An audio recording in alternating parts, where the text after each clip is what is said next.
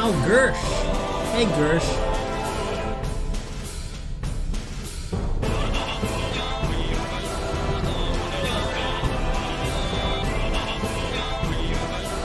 Midday stream.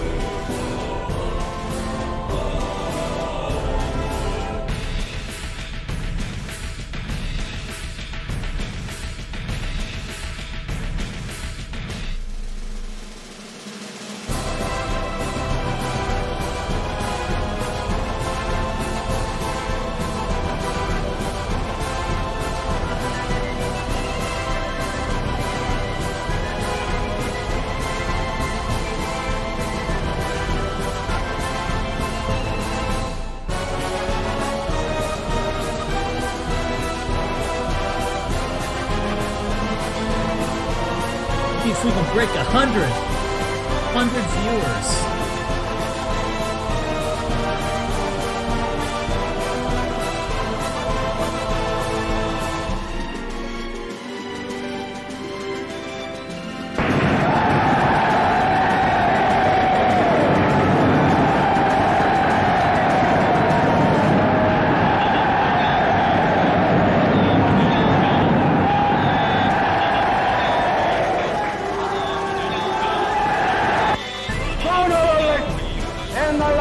Great nation comes a moment of decision, comes a moment of destiny.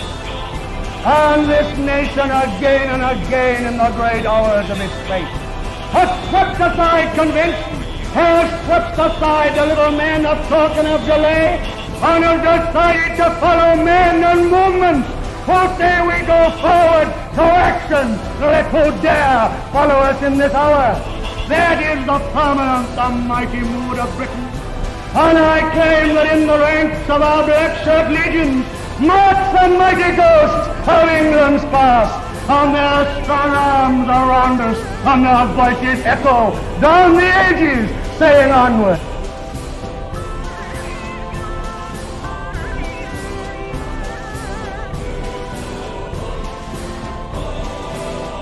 Well, hey guys, it's me, Ryan. So, end of my little at the end of my little opening monologue, which will be, I don't know, it'll be like an hour or so. I've got some cool activities for all of you. That was Mosley. That was Oswald Mosley. That was just a little clip from one of his speeches. His more fiery speeches. The British Union of Fascists is what he was head of. So this stream will be about religion again. It's something that I'm obsessed with. I'm not actually going to be beard guard. That was a trick. That was just a trick to get you to click on the stream, guys. We talk about religion again because it's something I'm obsessed with, because I think it's the key. British Union of Chuds. Who made this fan art? I don't know.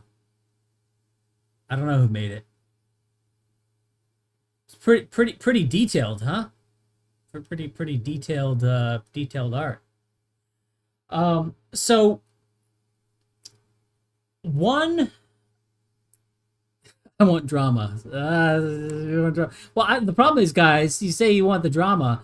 I don't know enough about the drama. I don't know the things. I don't know enough about big tech and things like that. Do not mess with Paul Town. This is your final warning. I know he'll do like a 27-hour stream, and it'll be like some epic event. something. If I ever say anything like truly mean about Paul Town, like he'll take another hit of whatever it is he's on, and just go on for days. Holy shit. So one major problem that how do you break, well, you're not going to break destiny out of the progressive religion. You're not going to break him out because he's too publicly committed to it. Too publicly committed. So one major problem with the decline of the belief in spirits, ghosts, deities, is that it has somehow led many who reject those things to believe they have sort of overcome religion itself, right? They believe that because they no longer believe in the ghosts, in the spirit, in the God, that they have overcome religion in essence. And this shouldn't need stating, but sadly sometimes it does. Religion, even in its original understanding, religion was never contingent on some sort of deity, on some sort of God. Two examples that I bring up because I can't really be arsed to look too much deeply into it, because I know there's more, but there's just two examples: Buddhism and Taoism. Buddhism and Taoism. Now, before any peanut gallery starts bringing up various mystical beliefs that Buddhism or Taoism have, or any other non-theistic religion you might know about, just a litmus test: does the religion invoke a deity to define morality? Right? You can believe in ghosts and spirits. You could even believe in some sort of afterlife or reincarnation, but that doesn't mean those ghosts or spirits either have special knowledge or some sort of divine morality. And as an aside, there's something that I thought about. This also calls into question whether the ancient Greek pantheon could truly be considered a religion. Because if one believes that by doing certain things or sacrificing to a god or gods that they will gain favor, like rain, good harvest, fertility. Oh, I got to chat. I will read all donos, but I'm not gonna disrupt the flow, so to speak. What little flow I have for the donos, just so people know. But yes, I will read all donos, just not at the moment they're sent. That text is really small on the dono bar. But yeah, the belief in the Greek pantheon, that just because a belief that a god will provide certain things for you, that's not really a theistic religion in the sense that, say, Christianity or Islam is really a theistic religion, right? Because it's not really a theistic religion unless they ascribe some sort of moral truth to Poseidon or Zeus or whatever. Otherwise, they just happen to believe in an entity that is, and they're making sort of a trade with it. They believe in an entity that's really powerful, and they're making some sort of trade with that entity. They're making a sacrifice to this god to get things from the god. That's it. It's just a kind of material. It's not material in the corporeal sense, but it's a kind of mechanistic exchange. And that's not to say society's lives won't be driven to some extent by what they think the gods want. In fact, their behavior may actually be more modified by the gods than someone who follows a truly theistic religion like Christianity or Islam. So but the thing is, I would call the Greeks non-religious theists, right? For a non-religious theist who believes in a god, but they don't ascribe it's not a religious belief in Zeus, for example. They don't ascribe any moral truth to what Zeus has to say, just power. They're more like a fish being driven by a current. They don't necessarily ascribe any moral truth to that current. It's just the will of the gods and nothing more, right? And so in this way, the real religions of classical Greece were not the belief in or appeasement of the gods, but the philosophies. Right? The philosophies were the real religion. The philosophies, without having any kind of powerful deity to incur, favor or avoid the wrath of, they could only carry any force if they were earnestly believed unto itself. Like, I follow this philosophy because it is true. That's religion, right? Not, I'm going to appease Zeus because he might zap me or something. That's just avoiding, some sort of perceived negative consequence, right? You believe Zeus is real and you believe he could do bad things to you, so you appease him. That's not really a religion. That's just a belief in something that, in my opinion, doesn't exist. I don't want to offend the Zeus believers in the chat, but or people who deny, or people who are skeptics that the top of Mount Olympus was ever reached. Okay, I want to respect anybody who may happen to believe in Zeus and Poseidon, but I'm just saying I personally don't believe. Holy moly! Okay, I need to read the chats because somebody's giving me bucks right now. Okay, let me holy shit! Okay, let's see. Where are we? Reading the chats. Best 10. Okay, I'll read them in order. $10 from Best Dressed Guest. Glad to see you streaming again, friend. Also, I saw you in the Dawson stream chat, you cheeky bugger. Very cheeky of me to have the audacity to be in the Dawson stream chat. That's pretty cheeky of me to be in chats of other streams. So yes, thank you, Best Dressed Guest. $5 from Gannon Burr, BUHR. Thank you for the years of insightful content. Glad you're on Cozy. Cozy is a great place. It's a great site. Nick has created a wonderful platform, and it has been my decision that it is in my best interest to become a vassal under the Fuentes Empire. I am a Fuentes vassal on his site. $20 from from Superspurg. Obersberg. Sup, Ryan? What should hardcore NS guys, what most of us would call glowies, but actual sincere guys, do instead of LARP as terrorists? You should do what I'm going to talk about towards the end of my monologue on this thing.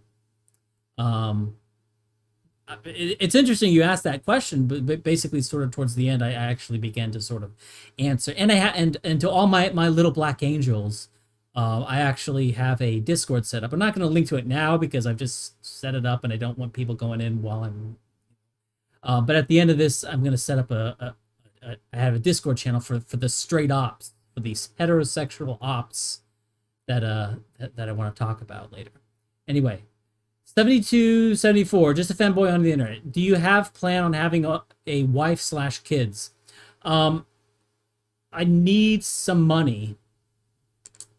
I need more money than I currently have, and part of getting more money is being more regular on the streaming. But anyway, for that is a lot of money from just a fanboy on the internet. $72.74. Thank you very much. That is that is quite a dono. If you have a username, I will be willing to talk about more things. It's unfortunate that you spent that much money on a personal question. I don't really like to answer personal questions, but since you donated so much money, if you have something else you want to ask about, and then feel free to do so. Anyway, okay, so where was I in my opening monologue? So spirituality is distinct from religion. It's not the same. It may be easier to understand if we look at, say, like Marxism. Like, Marxism is clearly a non-theistic religion, right? You have like the promise of heaven, the threat of hell, the great journey to heaven, and most importantly, the absolute sense of morality, right? The absolute sense of morality. And what that does, right? The thing about like religions is like you basically know them when you see them, and you know, we could come up. I know that there may be a lot of people who are critics of what I'm saying on this, who may want some like really cross T, dotted I, you know, analytic definition of religion. But I don't think that's particularly useful, and I don't think it's particularly needed. I don't think it'd be particularly useful because you'd always find some sort of exception to an explicit definition, and it's not particularly needed because it's like pornography. You know it when you see it. It's like, is that artistic nudity or is that pornography? Well, let's try to come up. If you come up with some explicit definition, then it's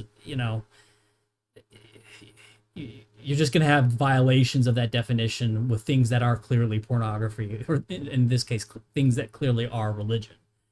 And so I don't find an explicit definition to be meaningful. But the thing is, if you look at, like, Marxism is clearly a religion, right? It has all the hallmarks of religion, just the art, the way they speak, the certainty, the path, right? And what's typical in religion is that there's a road to heaven and a threat of hell. There's some sort of heaven, some sort of hell, right?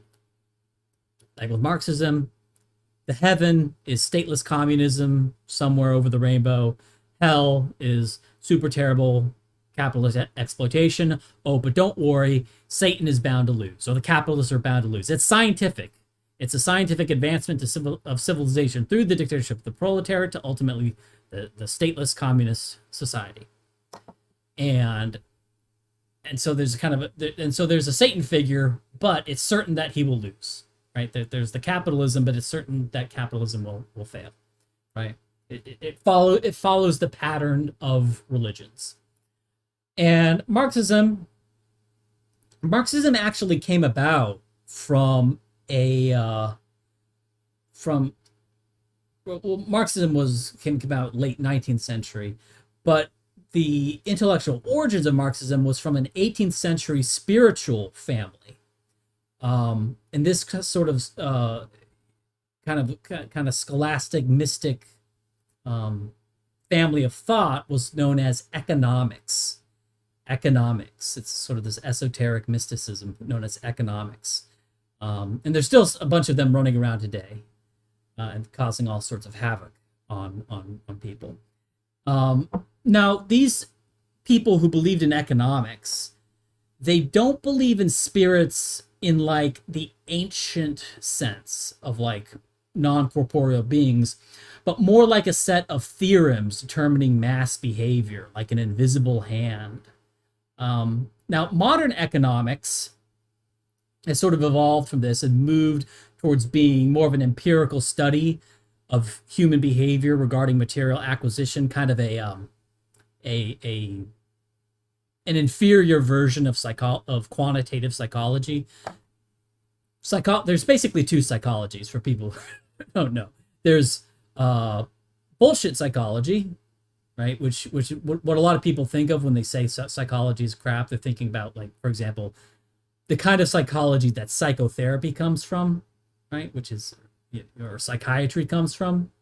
So there's crap psychology and there's quantitative psychology. It's really two entirely different disciplines, right? There's one psychology where we get things like IQ studies, which is rigorous, follows all sorts of, quote unquote scientific conventions.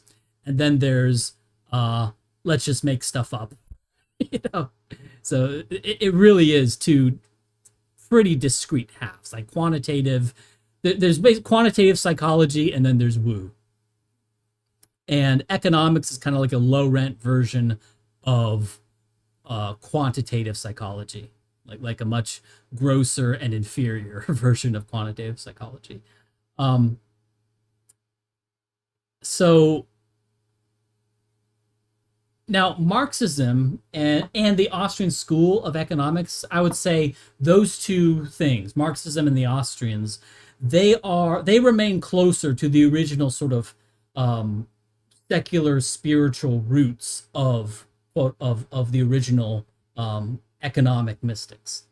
Now, does this mean economics is a religion?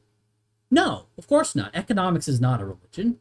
In the same way, beliefs in ghosts or beliefs in spirits or beliefs in magical forces, that is not a religion. That does not constitute a religion.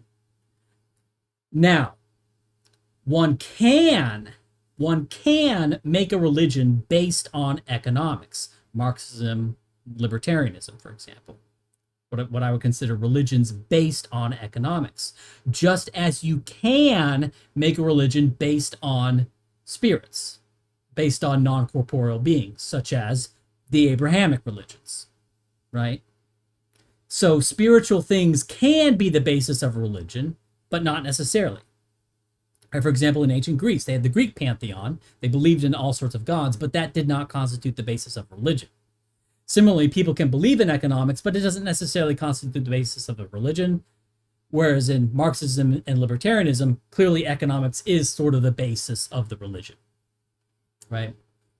So that's sort of an analogy, that spirituality and beliefs in deities does not necessarily equal religion unless you ascribe some sort of moral force, and typically like a arc of inevitable progress, to it, which libertarianism does less than Marxism. But even libertarians kind of have tend to have a providential sort of thinking, like the idea that there's going to be some great libertarian moment, and the advancement of society is a long march towards liberty. The kind of inevitabilism that you get from religions. It's definitely not as strong as in Marxism, but it's certainly there. And the more purist of libertarians that you get, where you get to like anarcho-capitalists, these obviously they're like the most inevitabilists, that believe that society will eventually do away with the state. Kind of like Marxism believes that they'll do away with the state, although I think that the libertarians have a more the anarcho-capitalists have a much more grounded idea of what the world would look like in the absence of a state, because they actually try to solve real, like they actually try to answer questions like, how will you privatize the roads? How will you deal with land ownership? How will you fund the military? How will disputes be resolved in the absence of a central lawmaking authority, right? Anarcho-capitalists actually try to solve that and try to bring up like empirical examples of these things being done, typically in isolation, right? The thing is, the stateless society has not been proven to exist altogether, but like elements, like each element in isolation has sort of been proof of the stateless society has been proven. So I'd say ANCAPs are definitely more grounded than Marxists. But it's still sort of a providential thinking. And a lot of the criticisms against ANCAPs, like, well, how you solved, like, they actually have answers to that. And back when I was like, I didn't consider myself like set on like libertarian property principles or morals or opposition to any kind of, pseudo taxation. Like, I wasn't really committed to the capitalist side of anarcho-capitalism. I wasn't really committed to any particular model. But yeah, I just remember like they have a lot of answers to these things, and I actually believe I came up with some answers that have since been cribbed by people with greater credentials, and not having given me any credit for it. Anyway, so what else was I talking about? So I need to follow my notes, otherwise the stream is going to be 10 hours. So now, before continuing, like someone who is skeptical of what I'm referring to as religion, that I basically don't take the theistic thing as too important of a moniker for religion. They may be going, well, you're just defining religion as something that bridges the Izot gap. The Izot gap, I don't know if you've seen it. It's pretty big. I think it's somewhere in Colorado or something. So the Izot gap. If this is your thought, like, I disagree, because I don't respect the Izot gap, because reality doesn't respect the Izot gap. Reality doesn't care about the Izot gap. Clearly, like in like Christianity, and by Christianity I mean real Christianity, right? People who actually believe it, right? People who you would call like fundies, or people, or most people from the year 1100 AD in Central Europe. like the is-ought gap is bridged, right? God wills it, like God wills it, so it ought to be done. The end. The end. And if you want to say, oh, but that doesn't philosophically, just because some entity desires it, that doesn't bridge the is-ought gap. The is-ought gap can't be bridged. No, he just wills it. And people accept that as bridging the is-ought gap. The end. Like, you don't, you can play like philosophical games where you say that, yeah, I mean, sure. There is no like analytically correct argument that you can bridge the is-ought gap. Rand tried to do it with like eudaimonia or something, but like, who cares? Like, in reality, people don't actually have a problem with the is-ought gap. They believe some religion and that bridges it. The end. Nobody cares. Now, among Marxists, they have some sort of formula for surplus value, right? How that happens to be exploitation. Value comes from labor, but the mud pies argument doesn't refute it because socially necessary labor time, blah, blah, blah, blah, blah. And let's say that's all true. Let's say that, the Marxist sort of exploitation formulas are all true. It doesn't analytically follow that one ought to stop this oppression. But in practice, if you went to Russia in 1926 and you admonished some Russian intellectual in 1926 that Marx was merely describing exploitation and that by failing to analytically bridge the is-ought gap, he never implied anything should be done about it, right? At least not in Capital, though in Manifesto he was a bit more normative, right? All those Russians around you, they would just look at you kind of weirdly, and they would say like whatever the equivalent of 1926 Russia would be, like, cool story, bro. Like, nobody cares about the is-ought gap. So, and you can say like a description of spirits or gods doesn't necessarily give those spirits or gods moral force. It is only when people give the spirits or gods moral force that we can say it's a theistic religion. What was I saying? Lost my train of thought. It's like, okay, so like if one merely believes that we must sacrifice so that the sun will continue to rise, like, that may be a compelling reason to do some very gruesome things. But that does not imply moral truth to the act necessarily. Though practically speaking, it could, right? The Aztecs could come to believe that it is the morally right thing to sacrifice people to the sun god. Even though there is like a motivation that you want the sun to continue to rise, so you have to sacrifice people so the sun keeps rising. But over time, they could come to believe that is a morally good thing in and of itself. So, and like, it really depends on how the Aztecs feel. Do they, say, after a generation of sacrificing, not Aztecs, but other tribes tend to have the honor of being the sacrifice.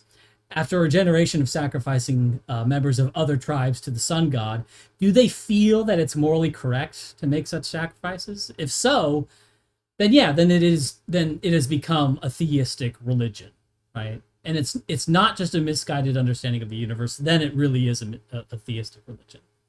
Now, if the Aztecs feel that the sacrifices are wrong, and what a sorry state of affairs it is that they have to kill so many people to keep the sun rising, that would clearly not be a religion, but that would just be a faulty understanding of the universe.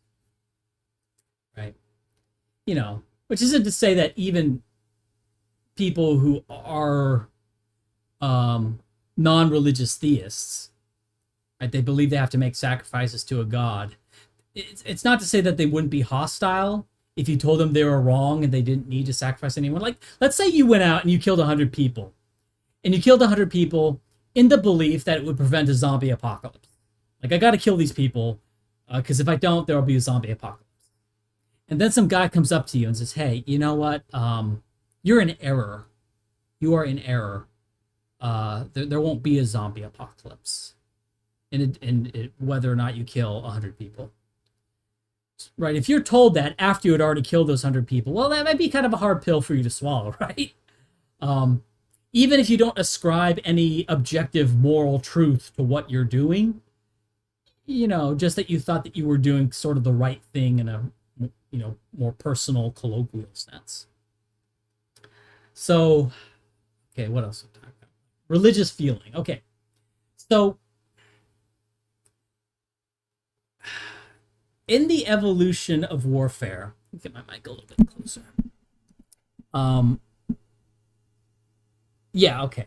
In the evolution of warfare, there was a time from around 1850 to 1900. This was sort of ongoing during the American Civil War, which is why the U.S. Civil War had like this weird hybrid of what's called open order and closed order combat. There's a time from about 1850 to 1900 called the Open Order Revolution. Like in ancient warfare, troops would stand close together, shoulder to shoulder, in closed ranks, mutually supporting each other, fighting across long lines, right? Because if you didn't fight that way, you would just be picked off sort of individually. So you had to have, there would be skirmishers, there'd be flankers, there'd be archers, sometimes even like heavy artillery. But these things were mostly ways of influencing what was going to happen when the big bodies of men with spears and sometimes, some type of gladius or sword, right? The battle was determined by what happened when the big blocks of basically melee infantry hit into each other. Everything else was kind of about influencing that ultimate engagement when the big blocks of melee infantry hit each other. But as firepower increased, a packed column of men standing shoulder to shoulder, that was nothing more than like a really easy target.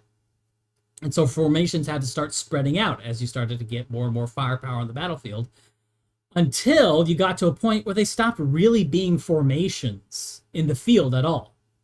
Like the terminology remains, right? We still talk about army formations, but they're formations in a more abstract sense. They're not, when they go out into fighting, they're not in like a formation. Okay. And I think the internet is sort of the same, has done the same thing for religions, right? Since now everyone has a platform, anyone can say things, and any criticism can be signal boosted. That's similar to everyone having a repeating rifle, right? And so these kinds of traditional, concrete, named religions, they have a much harder time getting off the ground, right? As soon as you give a movement a name, it becomes a target.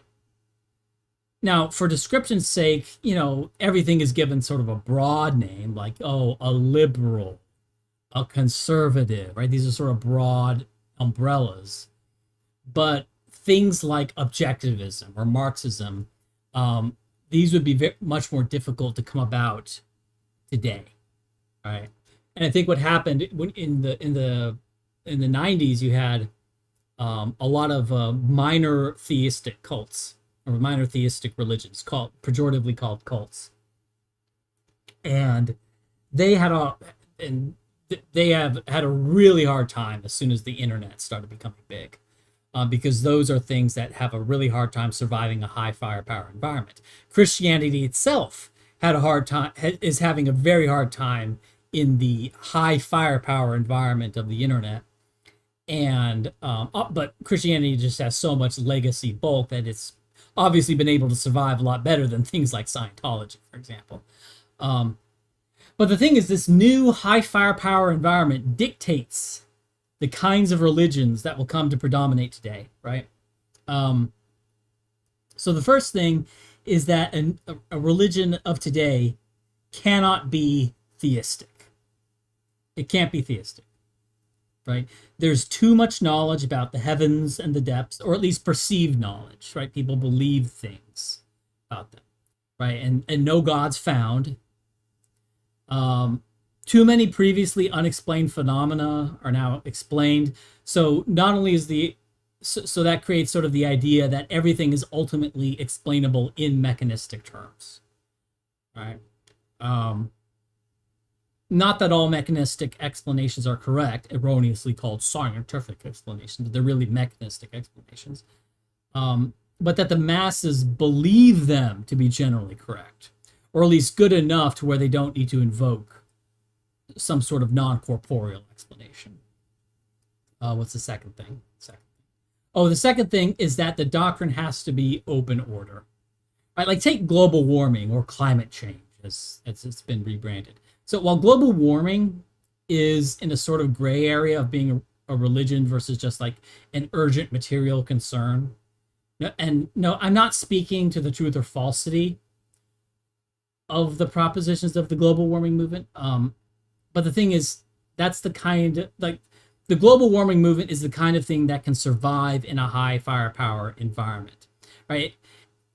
Because the corpus, right, the sort of intellectual backing of the global warming movement, it's an infinity of journal articles that very few people have read. Even the writers of such articles have only themselves read a fraction of the literature that exists on global warming stuff.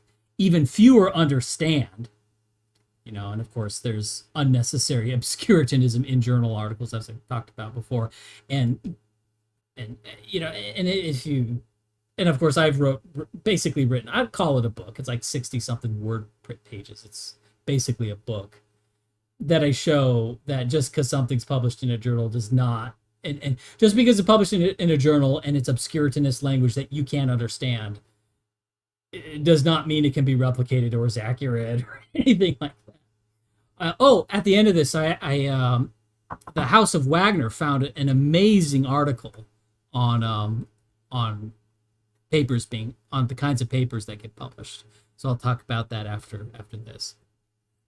But yeah, so like Marxism or Christianity, for example, or even a minor religion like objectivism, they have a corpus. Now the corpus may be large, right? The Bible's pretty big. Das Kapital is pretty big. Rand's book collection is pretty big.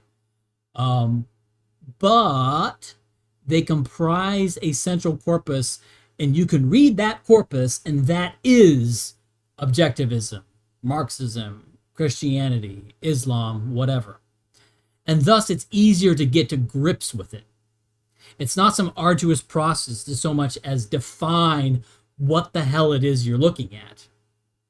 Right? Objectivism, Marxism, Christianity, Islam, these are closed order. Right? Whereas global warming, the global warming movement, whether it's a religion or not, it is an open order movement. Right? Basically, global warming, it is fundamentally impossible to completely come to grips with. Now, I think you can come to grips with it somewhat. You can sort of understand the basic arguments of like for CO2 and positive feedback effects leads to runaway global temperature increases. Right? It's based on it. Basically, the big AGW is based on positive feedbacks, right? And so the whole debate isn't about the direct forcing of CO2. Everyone knows CO2 is a greenhouse gas, and those surveys that say that like 90-something% believe in global warming, basically what they're saying is that they recognize that CO2 is a greenhouse gas. Everyone, so yeah, sure, whatever, right? But the question is, are the feedback effects of an increase in temperature of the planet Earth, is it a positive feedback or is it a negative feedback? I personally believe that since the planet Earth has been around for as long as it's been around, it's probably a negative feedback, right?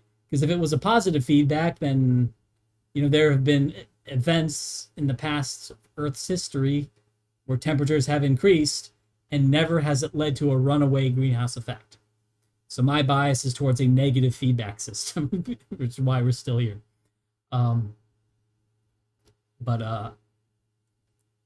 So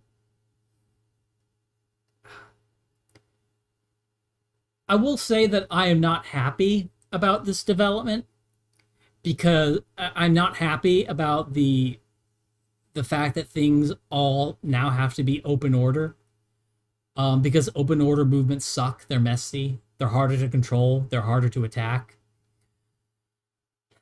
But given things like Reddit exist and like Vox exists, you have to spread out your movement under a vague umbrella lest you be sort of vaporized by a million and one, debunkings and refutations and all that crap.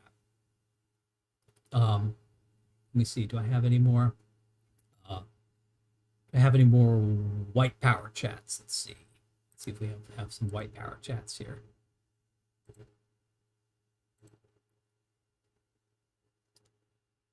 Yes. Okay. Let me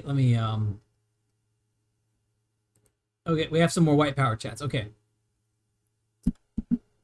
$5 from username 371. Bronsky's book validated everything I suspected as a teenager. Middle school girls and my mom had the exact same mannerisms, but with low IQ.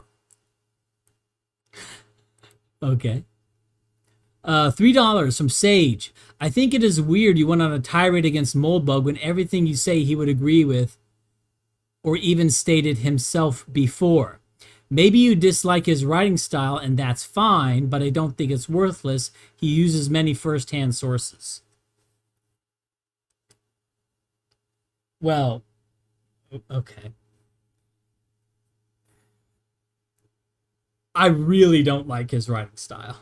Like, I really don't like his writing style, and I really don't like the fact that he treats like the things that I'm saying on stream here, which is sort of like almost like somewhat extemporaneous, like going off of notes.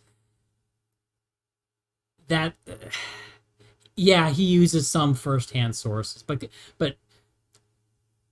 okay.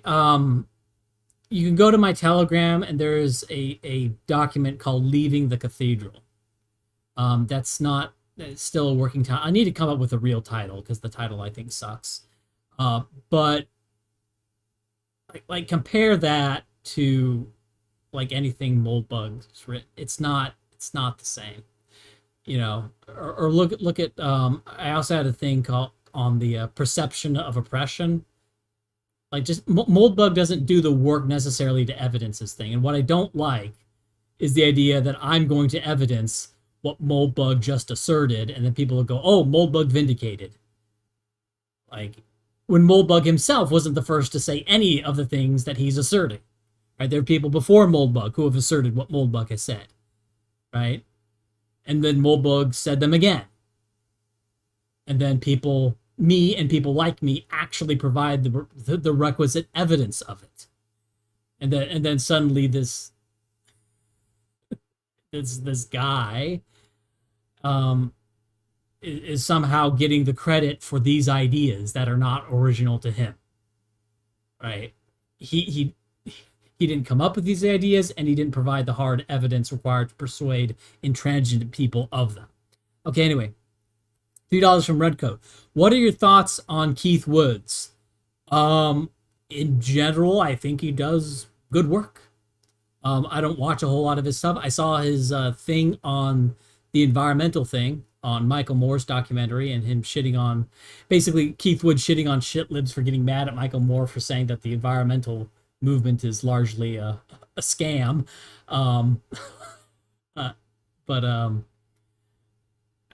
Yeah, I don't know enough about Keith Woods to have a particularly strong opinion. What I've seen of his work has been good in general. I know you're anti-philosophy, but isn't your analysis of the institutional nexus basically a foray into epistemology? Yeah, okay, sure. It is epistemology, but it's epistemology in a much more day-to-day sense, right? It's not epistemology in the sense of like, okay, it's not epistemology in the way most philosophy, like if you take a course on epistemology, they are much more, I guess for lack of a better term, analytic in what they're talking about when they talk about epistemology. What I'm talking about is like who you believe. I'm basically talking about, like, at every place and time in human history there are the truth towers, and people tend to believe the truth towers, and we have to say that like there's no truth in the truth towers. That's so it's not really epistemology in the way most like formal philosophers talk about it. Wouldn't you benefit from reading what others have to say? Yes. No. Maybe. I don't think I used to read about philosophy more. I used to be in like I used to be more into philosophy, and I lost interest. I became disappointed. Now, if some of the things that I'm saying about like the institutional nexus fall under the rubric of quote unquote philosophy, now you could be a prick about it and say, well, every philosophy is just the study of knowledge. So typically, so actually, anything you do is philosophy. You know, you could say that, and that's kind of a trivial truth, but it's not really what people mean when they say philosophy. Um, I don't I don't think so. I don't think I would have much benefit from reading about like academic epistemology stuff. Anyway, $3 from Hater Time. How much credit does one deserve for coming to the correct conclusion later when all the information was available to start? Example, Destiny's feelings on censorship after all his enemies are already platform. I think Destiny's feelings on censorship came after he was kicked off of Twitch. So, yeah, yeah. Like having the correct, like, yeah, I mean, it's like having the correct opinion, like,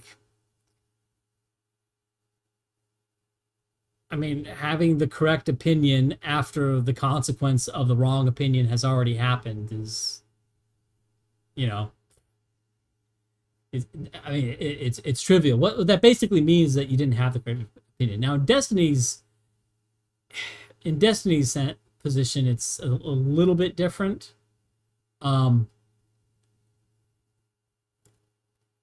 Because obviously he's crying about censorship after he got censored.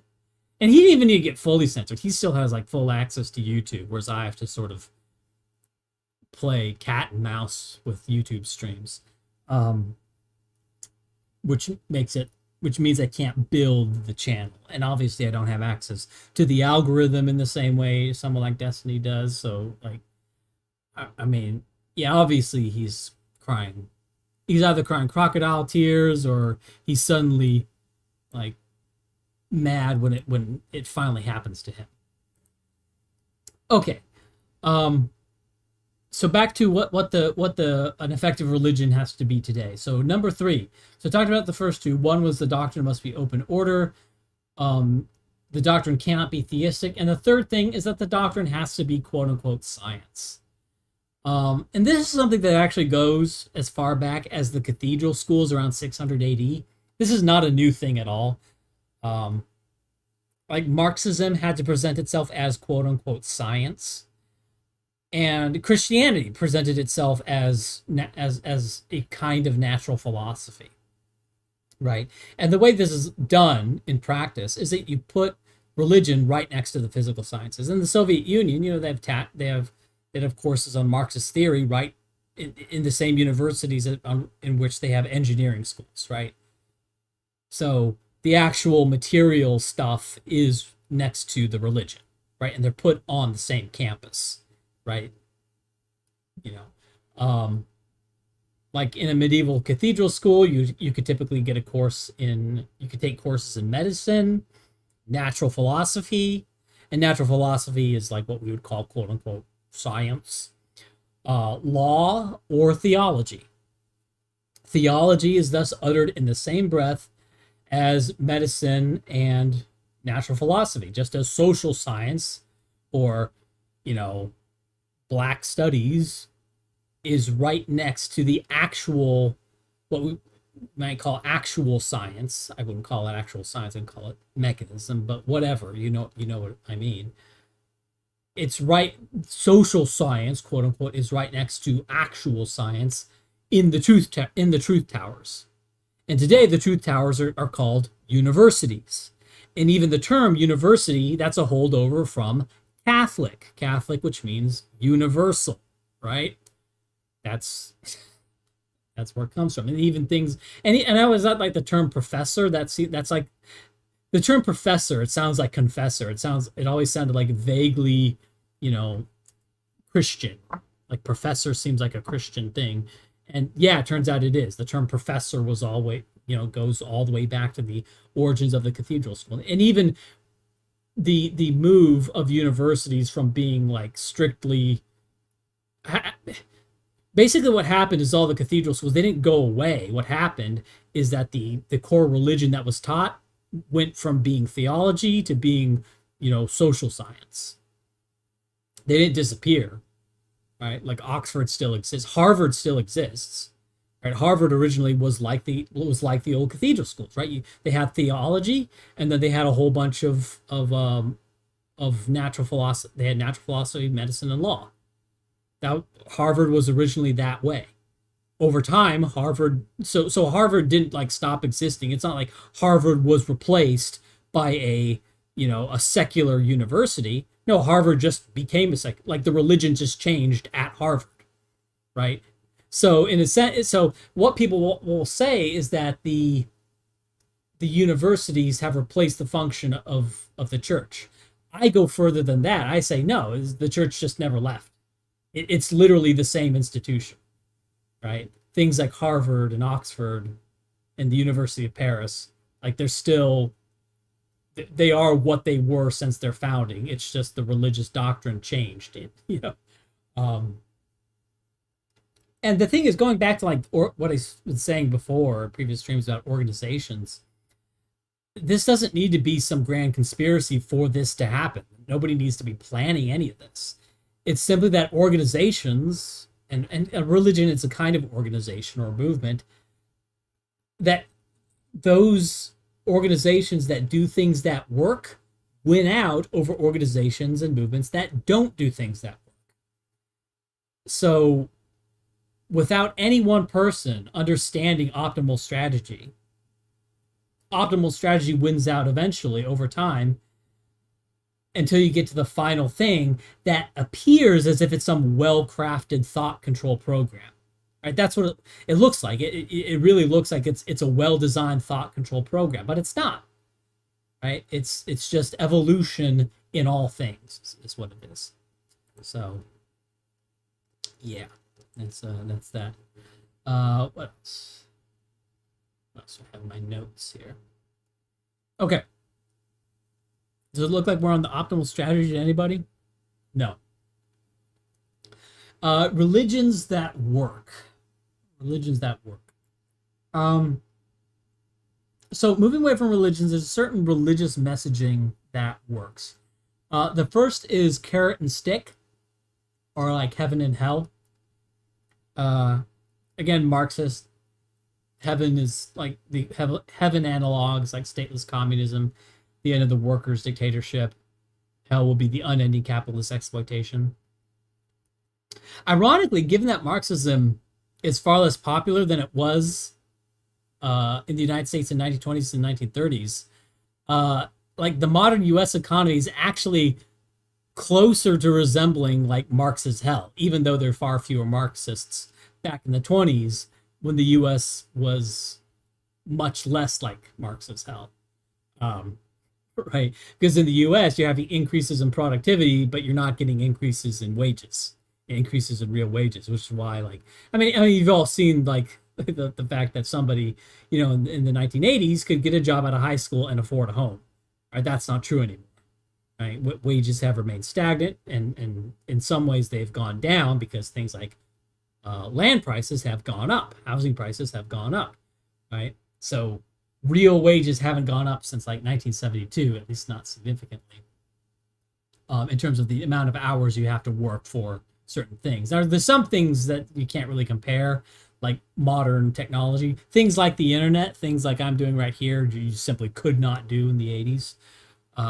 So it's not like there hasn't been any improvement at all, but it's pretty close to Marx's conception of hell is actually going on right now in the U.S., or as close as I think you could realistically get. Now, Marx actually predicted that that it would go down, that real wages would actually go down over time, and that has not been the case. They've just sort of remained stagnant overall, although certain things have gone up in price, like tuition has gone up in real price, and housing has gone up in real price.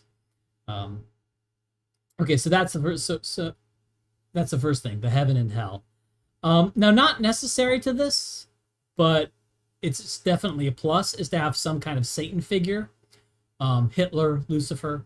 Now, Marxism didn't really have a Satan figure, and libertarianism doesn't really have a Satan figure. So it's not universal to have a Satan figure.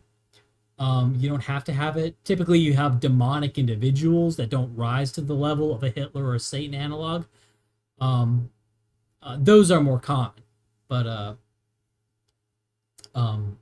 like I guess, you know, in a lot of Marxist circles, they can bring up examples of particularly nasty capitalists, or bring up like the Pinkertons or something, and those would be like demonic figures, but none of them rise to the level of a Satan or Hitler. Okay, so the second thing is a sacred tribulation. And this works because people are attracted to the underdog narrative. And I'm not sure if they should really be split apart, because the underdog is oppressed, you know, sort of the meek shall inherit the earth. So the underdog narrative and the sacred tribulation are kind of the same sort of thing. So if you're not a Christian, this is a lot more obvious. Like if you're not a Christian, then the trick is more obvious for when Christians were dominant. The thing is, it doesn't do well to make an actual underdog the underdog in the oppression narrative, right? So in your oppression narrative, in your sacred tribulation, you don't pick actual underdogs, because an actual underdog is likely despised by everybody, right? Like back in, say, like in, you know, in the 1800s, gypsies were not a popular underdog for a sacred tribulation. For reasons legitimate or illegitimate, if you center your oppression narrative around an actually despised group, you're not going to go very far. So the real trick of religion is to identify a group that is actually pretty powerful. You know, they don't have to be dominant, but they're actually pretty powerful. They're not completely despised, but they can be portrayed as downtrodden, right? So for a good part of like post-theistic religion, this was the working class, right? And the working class, of course, as a group, like in total, like just the labor, they are extremely powerful because they constitute the entirety of the labor side of the capital labor ratio, right? Of all business and all government enterprise, you know, at least until, you know, maybe that'll change in a few years, but it's all dependent on human labor, right? And all capital was, of course, either land or it's something that some man possesses. And even you know, most of capital, aside from land, is created by laborers. And of course, land, you know, land ownership is, in a sense, a function of, you know, gunmen. It's a function of police and the military that maintain property rights. So even that's a function of labor, right? So labor is actually a very powerful group, okay? And of course, they're not despised because they're the majority people, right? So they're great in the sense of not being a despised group that you can use, that you can portray as an underdog, right? And so they're not despised because it's literally the majority of the population of any state is labor, right? So they're very easy to not be despised, because why would people despise themselves? And they're pretty powerful, right? So not despised, pretty powerful. Of course, the problem with labor has always been organization, right? Labor is a lot harder to organize than management, right? But the latent power of labor can always overwhelm the other estates if properly organized. And that's why you hear we need to organize labor, organize, because that's the weakness of labor. Even though it's inherently, you know, if mobilized to the same degree as management, it's always going to beat management. The issue is organization. So that is, and that's why labor was a very good early, not really early, but that's why labor for a long time was a very good character or central people for a sacred tribulation narrative. Obviously in the Bible, Jews have their sacred tribulation, Exodus, and the Babylonian captivity. Oh, woe is me, and just shit out the mouth lie. The lies about Egypt are just unbelievable. Like, we were slaves, they were mercenaries. It's like, oh, the Pharaoh didn't let us leave. Like, what actually happened with the Jews leaving Egypt?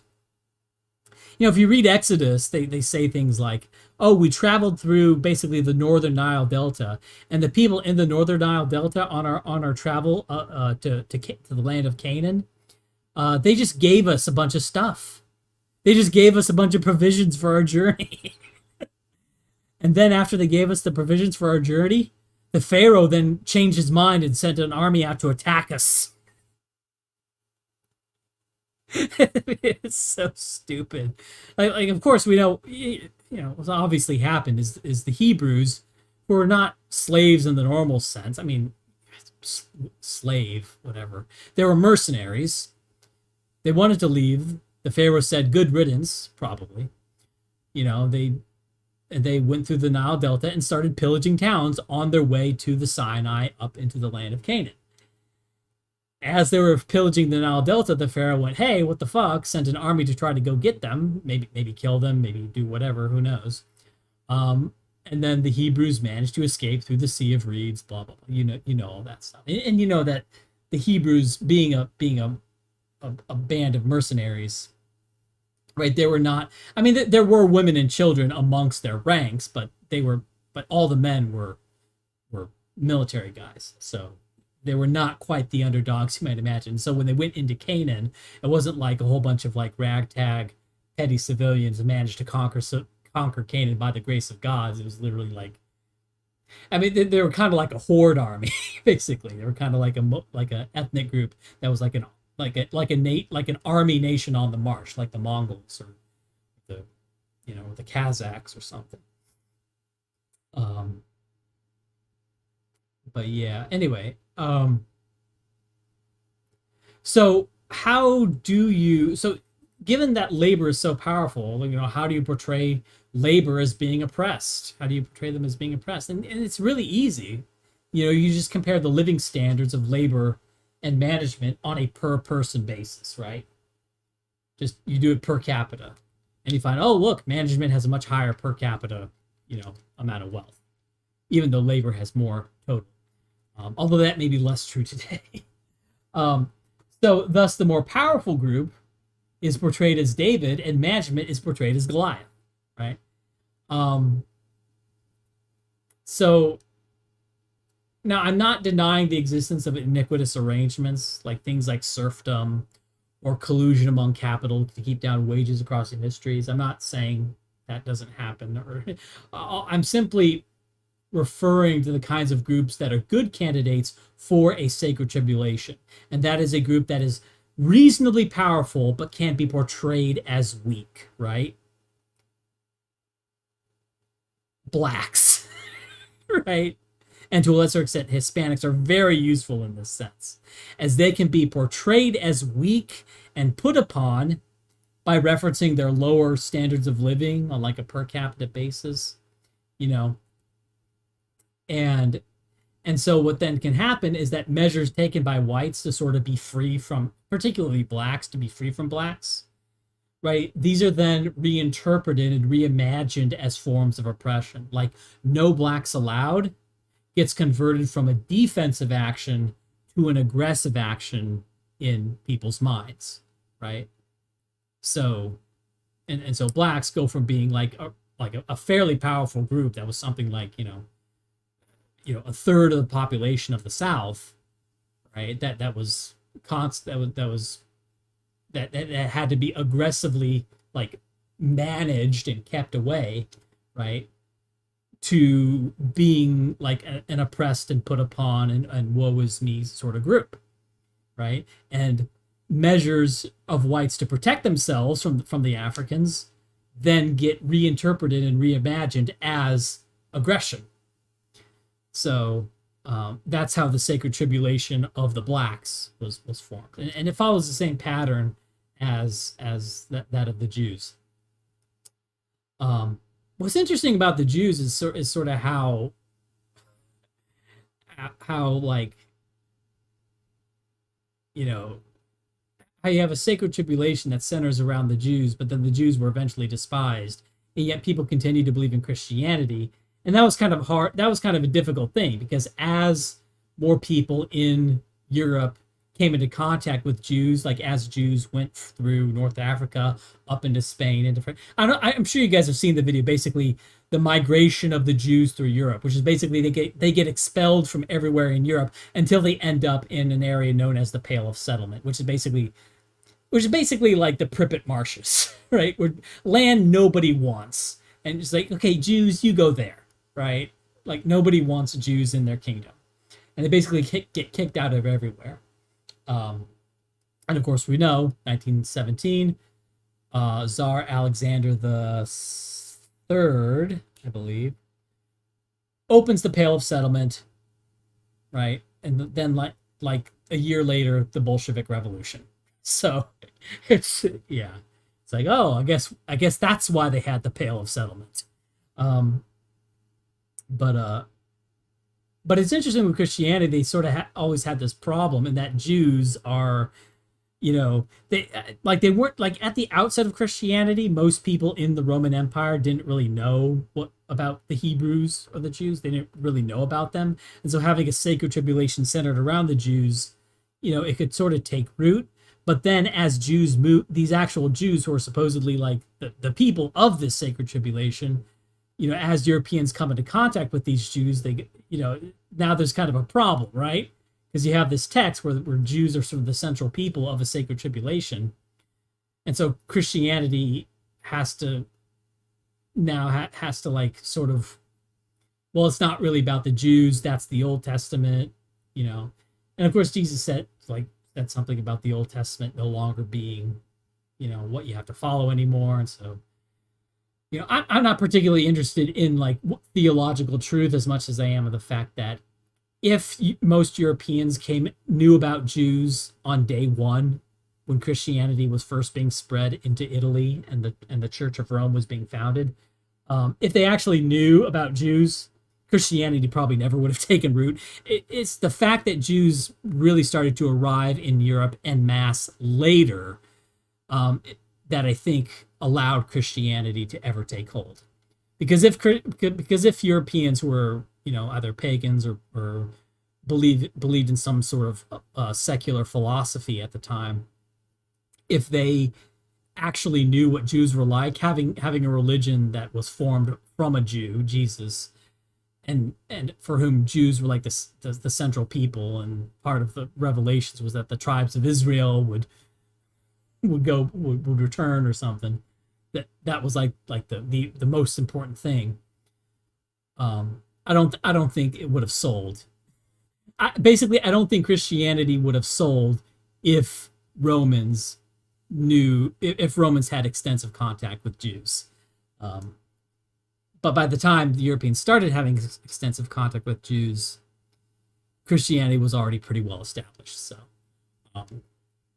but yeah. So what am I going on about? So like if we take a look at like in the 1960s and 70s, homosexuals. In the 60s and 70s, homosexuals were not a useful group for a kind of sacred tribulation. Because homosexuals were despised, right? And that's sort of just the default of humanity in general, is to despise homosexuals, right? Because man butt sex is gross, and that's basically it. That's basically why people despise homosexuals, because it's gross. And you can say, well, that's not a philosophically good reason to despise it. It's like, okay, thank you. This is why I don't care about philosophy. But the thing is, it took a great deal of conditioning to get white people, and to some extent East Asians in the US, to stop despising homosexuals. Right? It took a lot of work to get them to stop doing that. And ironically, this was done largely by reframing anti-homosexual attitudes as a product of the previous religion, Christianity. right? Because, by the time you get to the 80s and 90s, Christianity is on a serious downward trend. And the number of people who no longer identify as Christians, I think, understates how much Christianity has declined. Because Christianity has not only declined in the number of people who formally ascribe to it, but it has also massively declined in the fervor. Right? There's plenty of people who are who are nominal Christians whose main religion is, shit liberty and the sacred tribulation of the Negro. Right? That takes precedent over Christ. So what I think has happened is that, ironically, the acceptance of homosexuals has been achieved by reframing anti-homosexual attitudes as being a product of Christianity, even though that's not true at all, right? Christianity wasn't unique at all in its condemnation of homosexuality. That wasn't unique at all. That was just something that was in the Bible, is like, yeah, obviously, So these unnatural pro-homosexual beliefs, obviously the natural disgust remains, and this is seen in studies. Even people who say that they're totally tolerant of homosexuals, they still get grossed out by men kissing, right? So you can only condition so far. You can only condition people so far. So these unnatural pro-homosexual beliefs, they rode the wave of anti-Christian sentiment, right? So I think that's what happened, and I think that's kind of interesting. The lie that Christianity was uniquely anti-homosexual, or anti-homosexual attitudes came from Christianity, right? What actually happened is that people have always been anti-homosexual, and when they're Christian, they'll quote the Bible as to why homosexuality is bad. But if people in, say, the year 1000 AD weren't Christians, they'd find some other reasons to say homosexuality is bad, right? Because everyone does so. So today, an example of trying to make a despised group part of a sacred tribulation would be transsexuals. And obviously this isn't happening yet, but obviously it's coming. Everyone knows it's coming. Is pedophiles. I remember back in 2011, I was talking to this guy, secular numinist, and I was telling him, look, like we had the gay thing, right? With the gays being accepted and gay marriage being a thing. Well, what's coming next, Newman? You know who's the next sacred rallying pole for another sacred tribulation? It's going to be trannies. I told him it's going to be trannies, and he was like, "Oh no, that's gross." And this Newmanist guy, he was well, he was what would be called a quote unquote leftist back in 2010. I think today he'd probably be called a fascist because he's anti-trans, or he was anti-trans then. But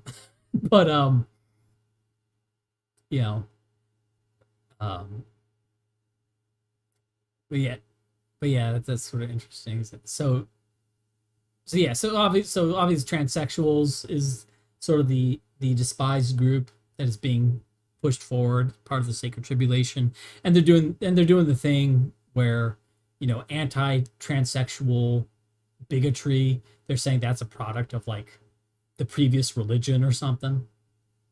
That's a product of Christianity. And coming up next is going to be pedophiles. I think it's pretty clear that you went homosexuals, then transsexuals, and it's going to be pedophiles next. So the kind of mania of like the modern open order religion of the United States and NATO countries in general. This is like the NATO land religion. To where it started to force sacred tribulations narratives for like actually despised groups is very strange. Like, because the thing is, Africans weren't ever like truly despised. Like whites didn't want to be certainly whites didn't want to be around them, right? That's why they created sundown towns and segregated schools and all that stuff. So clearly they didn't like black people, but they didn't hate them either. They weren't a despised group. They were just kind of like, keep them away, please, thanks. Back of the bus, please. but the thing is, like, blacks were never despised in the way Jews have been despised.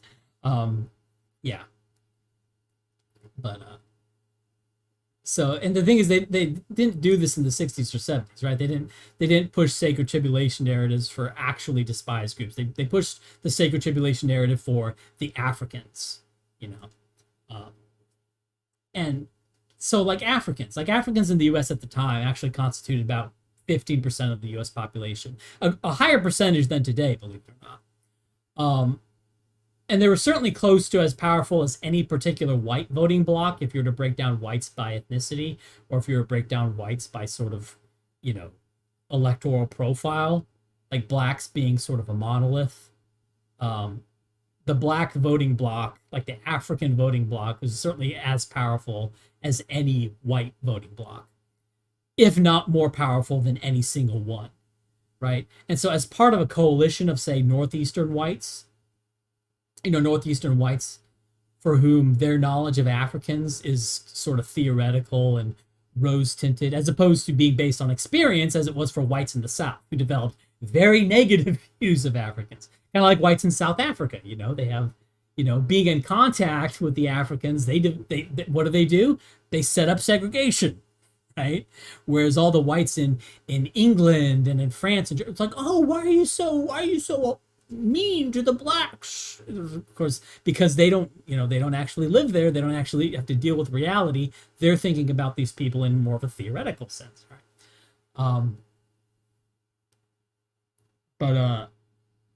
But the thing is, like obviously Africans being 50% of the population, that's not going to be enough on their own to like sway policy, but they're powerful in part of a larger coalition, right? Like Northeastern white shit libs, wouldn't be able to get what they wanted without blacks, basically, without blacks flipping states like Michigan and Minnesota. So, and of course they won, right? This state, that sacred tribulation narrative won out. This coalition ended up being more powerful than those whites who wanted freedom from blacks, freedom from Africans. And as a result, the U.S. doesn't have hardly any good cities anymore, right? The Detroit, big chunks of Chicago, Atlanta, they've all been Africanized. And so it's funny, you have these Europeans who mock Americans for having like really terrible cities, but they don't draw the connection as to why that might possibly be. So the more powerful coalition won, as expected, but the trick of their gaining the power was portraying the Africans as the downtrodden, as portraying them as like a powerless victim group. Now, sometimes the absurdity of this is brought up from time to time, like the notion of redneck whites being some great oppressor because they wouldn't let Africans into their diners or something. It doesn't really track. The core narrative of African men barging into someone's diner and demanding to be served because, like, justice or something, that's still presented to impressionable children as a sacred tribulation. Like, the sacred tribulation is that this diner won't serve you because they don't like black people. Like, that's the horror. That's the tribulation. Like, some diner doesn't want you in there. It's like, as opposed to the, and that's seen as like tribulation against the Africans, as opposed to the Africans just sort of being jerks who won't leave white people alone and won't let white people have their own spaces, have their own little, like, white diner. Now, I'll say that to a lot of people, and there's a chance that that they'll have a negative reaction to how dismissive I am towards segregation from Africans. And if you're a shit lib and that's your reaction, that's not you. Like, Richard Spencer had a saying called "Become who you are." Now, I think Richard Spencer, on the whole, was kind of adult. But Richard Spencer is weird. Like every once in a while, he would say something that's like actually really insightful. And by really insightful, it's like kind of a weird thing that I actually know is true. And it's always weird. Like Richard Spencer says like a whole bunch of dumb things. Then he says something that oh, like that's actually true, and I'm surprised that you would know that. But yeah, basically like if you have a reaction that like that you get really peeved at the idea at someone being dismissive and curt towards segregation toward the Africans, that's not really your reaction. That's conditioning. The kind of reaction and an appropriate reaction that you would have to segregation from Africans would be the same as your reaction to Japanese establishments that say no foreigners, right? Like people don't have that much of a reaction towards Japanese who say keep out, like no gaijin, keep out the foreigners. Or your reaction to a gated community, right? People tend not to have a particularly reaction at all towards gated communities, nor do they have much of a reaction towards a religiously exclusive community, right? Like people don't naturally have problems with segregation, right? Evidence of the fact that people didn't have problems with segregation in the South for 100 years, right? It wasn't until they were told to have a problem with it that they then had a problem with it, right? So it's clearly fabricated.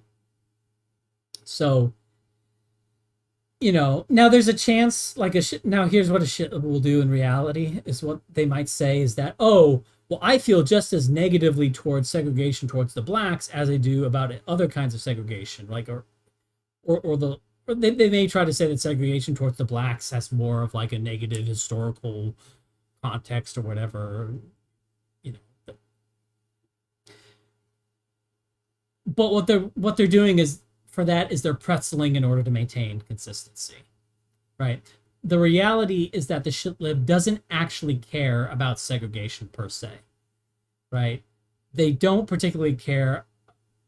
Like a shitlib wouldn't particularly care about segregation from Africans if he wasn't told that it was just the worst thing ever, and was actually and actually wanting to segregate from Africans in particular, that's actually a symptom of a deeper pathology that is somehow related to Central European political movements in the 1930s. But that's religion. That's religion for you. It makes you insane, or more accurately, everybody is a little bit insane, and it's just a matter of managing that insanity. So theistic religions, they quarantined insanity. Right? This cause seeking and story believing, they quarantine that into La La Land, into Holy Land, God, heaven, hell. Don't worry about earth. Earthly existence is passing. Just shut up, you know, render unto Caesar what is Caesar's, and you will be rewarded in heaven. My kingdom is in heaven, right? Now, there's an obvious downside to this, that it's easier to abuse people if they think that Earth is just one small piece of their story of existence, since literally all earthly existence is passing if you believe in an eternal afterlife. But the upside is that this stuff probably reduced the number of wars, but I don't want to get into that. But the thing is, today, since gods aren't believable anymore and less believable, and even to the extent people are, you know, maybe they're Sunday Christians, say they believe in God, maybe they do. It doesn't work as a containment anymore, even among the people who still say that they're Christians and maybe even sort of think they are. It doesn't contain it the way it used to. And so all of this insanity that people have that used to be like, you know, focus on sins and stuff in the afterlife, that insanity gets transmitted onto Earth. So coincidentally, the period of the relative rise of the United States and Europe versus the rest of the world coincided with when religious feeling was effectively quarantined by Christianity, right? And what I think this did was this allowed people to be mundane and sensible day to day. Okay, and the relative decline of Europe and the United States has coincided with religious feeling breaking this theistic containment. Okay, now when it breaks containment, that doesn't mean it goes away. It doesn't just disappear, right? It goes into something else. And so you get the rise of things like Marxism, and then you get the more open order religions, which is now colloquially and irritatingly, in my opinion, called leftism. So, yeah. So anyways, that's, I'm streaming, guys. I'm streaming. Let me see if I have any more white power chats here. Where are we? Blah, blah, blah. Anonymous. Okay, so $5 from Anonymous. The Austrian school is considered a joke nowadays. For example, Mises rejected differential equations in economic planning despite evidence of its success. He never elaborated why he rejected it. No, he didn't. He didn't elaborate why he rejected that in particular, because part of the Austrians is that they're basically like anti-math in general. Because they basically Austrians have a foundational skepticism of econometrics. So, and they argue as to why praxeology is better than empirical economics, because they basically say empirical economics is crap and will lead you down to blind alleys, and empirical economics, like econometrics, will work for a little while, but eventually, you're basically, the Austrian argument is econometrics are not the thing in itself, whereas more abstract theorems, they call praxeology, deriving an economic theory from the base assumption that man acts to quell felt uneasiness, that is actually going to be a better model of the thing in itself than any amount of empirical economics. That's sort of the Austrian idea. So Mises is not going to give a particular opinion as to why he rejects differential equations in economic planning, simply because he's going to reject differential equations in economic planning because he rejects all economic math, basically. So, okay, $3 from Hater Time. Spent a few weeks watching popular Destiny clips, and he believes in Magic Science Man. Oh, absolutely. He believes in the Truth Towers. The Wizards and the Truth Towers. He said it shouldn't be only him debunking you and Sean last, as though someone from the Ivory Tower should take a break from what they're doing to defeat you. Take a break from what they're doing. These people. Take a break from what they're doing. Yeah, well, another thing, here's, Destiny, I don't know if Destiny learned the truth that the gap between him and Magic Science Man was on any given, basically Destiny could spend 3 hours reading on any particular topic and know about as much as any Magic Science Man in that general field would. For example, if you spend 3 years, if you spend 3 hours just reading something from Arthur Jensen, you'll probably know more about IQ than the typical PhD in psychology. If Destiny knew this, would Destiny be flattered at this fact that he is so close to Magic Science Man, that he's actually a lot closer to Magic Science Man than he ever imagined? That basically what it comes down to is that he can function with sort of the equivalent accuracy of Magic Science Man by just taking more time to write anything, whereas Magic Science Man can sort of just do it quicker, sort of on the fly, because Magic Science Man has more of the training. if he knew that, would he be flattered or would he be horrified? I think it'd be a mixture of both. Because obviously he'd be flattered that he's actually a lot closer to Magic Science Man than he ever thought, but he'd also be horrified that he doesn't have this sort of, psychological backstop, right? That basically, by having Magic Science Man, what that does is it frees people who believe in Magic Science Man from the problem of induction, right? And it's the same sort of psychological thing that the priests did, right? You don't have to worry about what is true because the priests know what is true because they have mysterious knowledge, right? They have hidden knowledge. And the academic journals sort of work in the same way because they're written in an incomprehensible manner. Sometimes they're literally paywall. There is Sci-Hub, but few people know about Sci-Hub. And so in a sense, like what goes on in the truth towers today is kind of mysterious to a lot of people. And so it functions in the same psychological way. And it's also similar in that, like, there's, how do people justify the truth towers? They justify it by referencing things that are not, that aren't the things in question. Like they'll say, oh, sociology is true because computers work. They won't say that. But that's sort of the vague connection that their brain is drawing, that because computer science is a real thing and computers work, that must mean sociology, is sort of on the same level, or at least it's close.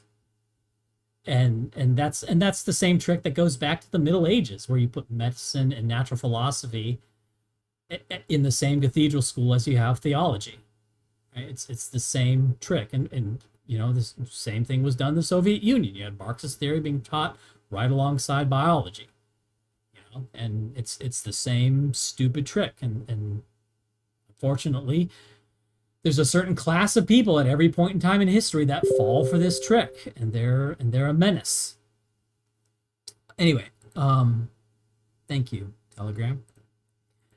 Have you ever considered using Google Earth as a way of pointing out landmarks during streams? It's a really powerful streaming tool, IMO. Yeah, unfortunately, when I use Google Earth a lot and I'm zooming in and out all the time, my ISP throttles my bandwidth and my internet connection drops for a few minutes. So I actually have to be pretty careful how fast I scroll through Google Maps and how much I zoom in and out, because it kills my bandwidth. So I wouldn't use it. Sorry, Deltron. Thank you for the $3. All right, where are we? How long have I been going? Well, I've been going on for a while. Have I been going on for 2 hours or 1 hour? Did it start at 1 hour? Did the stream start at 1 hour? I don't know why that happened, but I think it may have.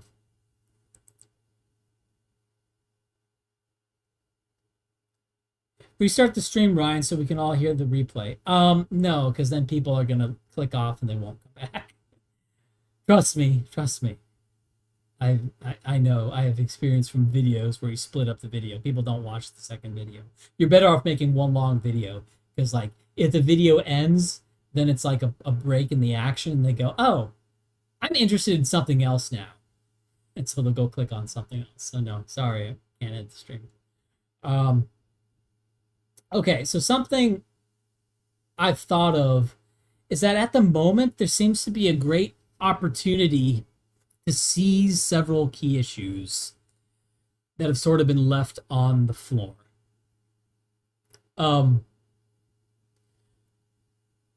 Okay, so I'm just going to say it, and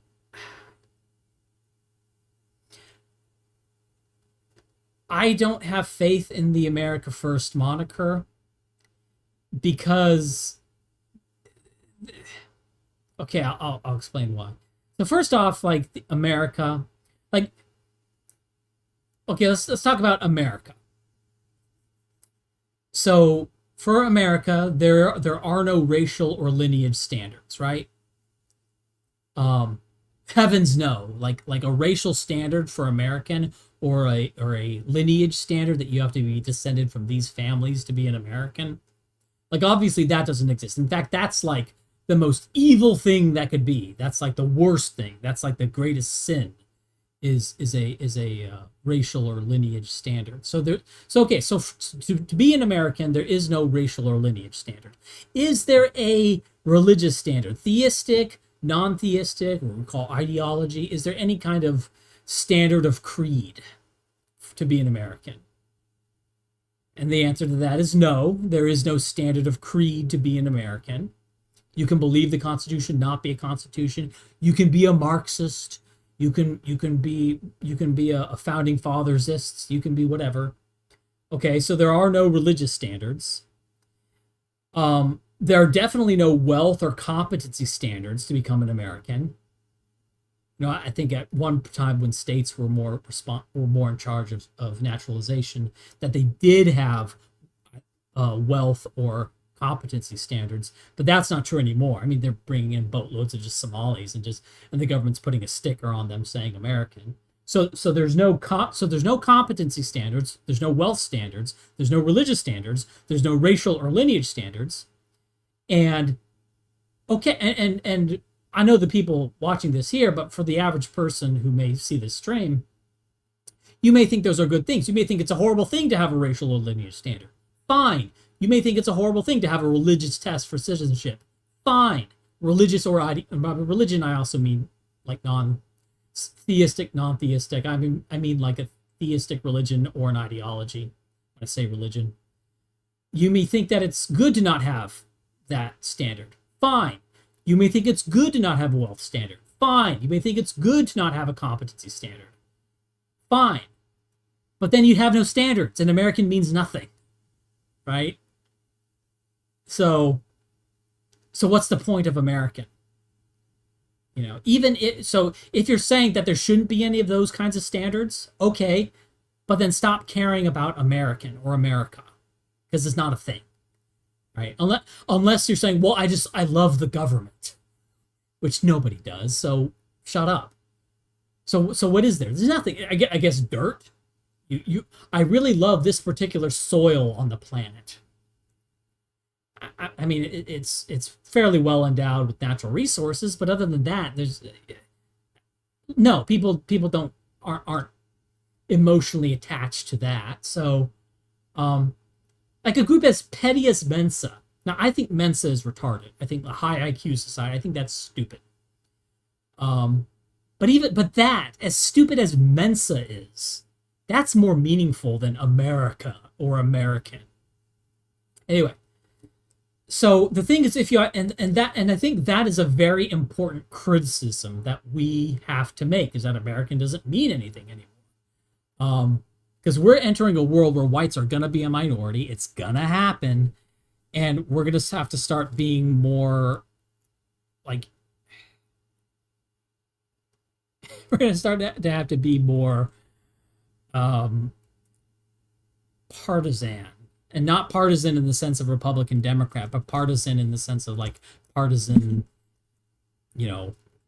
warfare, political warfare.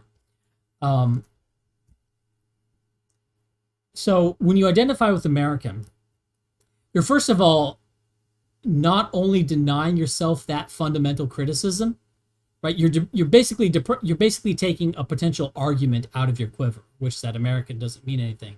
But you're also depriving yourself of a fundamental criticism of the American system, that is a criticism of democracy itself, right? Okay, so right now, I made a video that I think is very important. I'm just actually, and I also need to give my voice a little break, so I'm just going to go ahead and play a video for you guys. And there may be some people here who haven't seen this video. It was made a long time ago. So let's here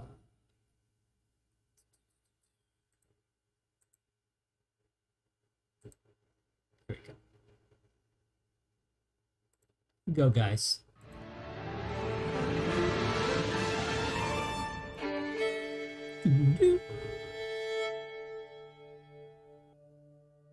So there was a paper from 2014 that faced some criticism testing theories of American politics, elites, interest groups, and average citizens.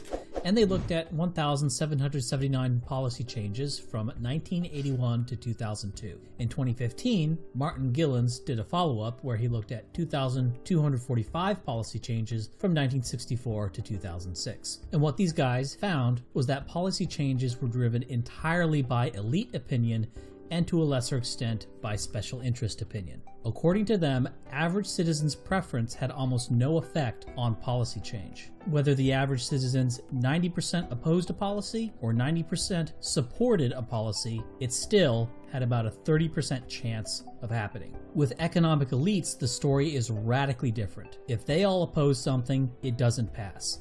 If they all support it, it'll have a roughly 60% chance of getting passed. For interest groups, the important effects are around the middle, when interest groups began to net support a change. There were, of course, rebuttals to this. The main criticism was that median income Americans won 47% of the time. And as far as I'm aware, this is true, and Martin Gilens did not challenge this figure. But how can this be the case, and at the same time, this graph showing no apparent impact of average citizen opinion, how can this also be true? Well, the reason for this is thresholds. If 51% of average Americans support X and 49% of elites also support X, and X gets passed, then that's coded as the average citizens overpowering the elites, because the elites net oppose that. On the other hand, if 25% of average Americans support Y, but 75% of elites support Y, and then Y gets passed, that's then coded as the elites overpowering the average Americans, so that's one win for them. So, given these two events, it's 1 and 1, right?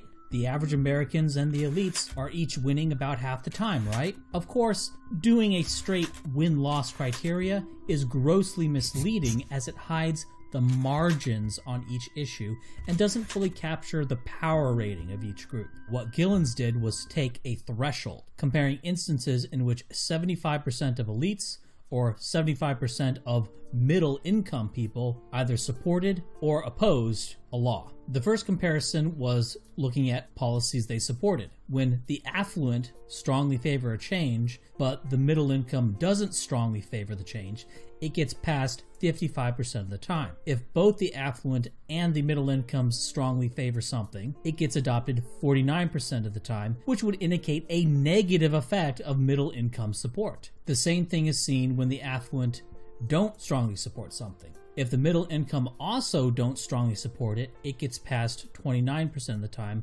But if the middle income do strongly support a measure and the affluent strongly oppose it, it only gets passed 24% of the time. Again, indicating a negative impact of middle class support on an issue. Looking the other way, you see the impact of affluent support on something being between 26 points and 25 points. So the policies that get passed, or at least got passed between 1980 and 2002, were those that the rich supported and the middle class did not support. The same story can be seen in terms of killing policies that each group opposes. If the affluent strongly oppose a policy, but the middle class doesn't strongly oppose it, it's only adopted 4% of the time. If the affluent strongly oppose and the middle class also strongly opposes a policy, it gets adopted 15% of the time. If the affluent don't strongly oppose something and neither does the middle class, it gets adopted 34% of the time. If the affluent don't strongly oppose something,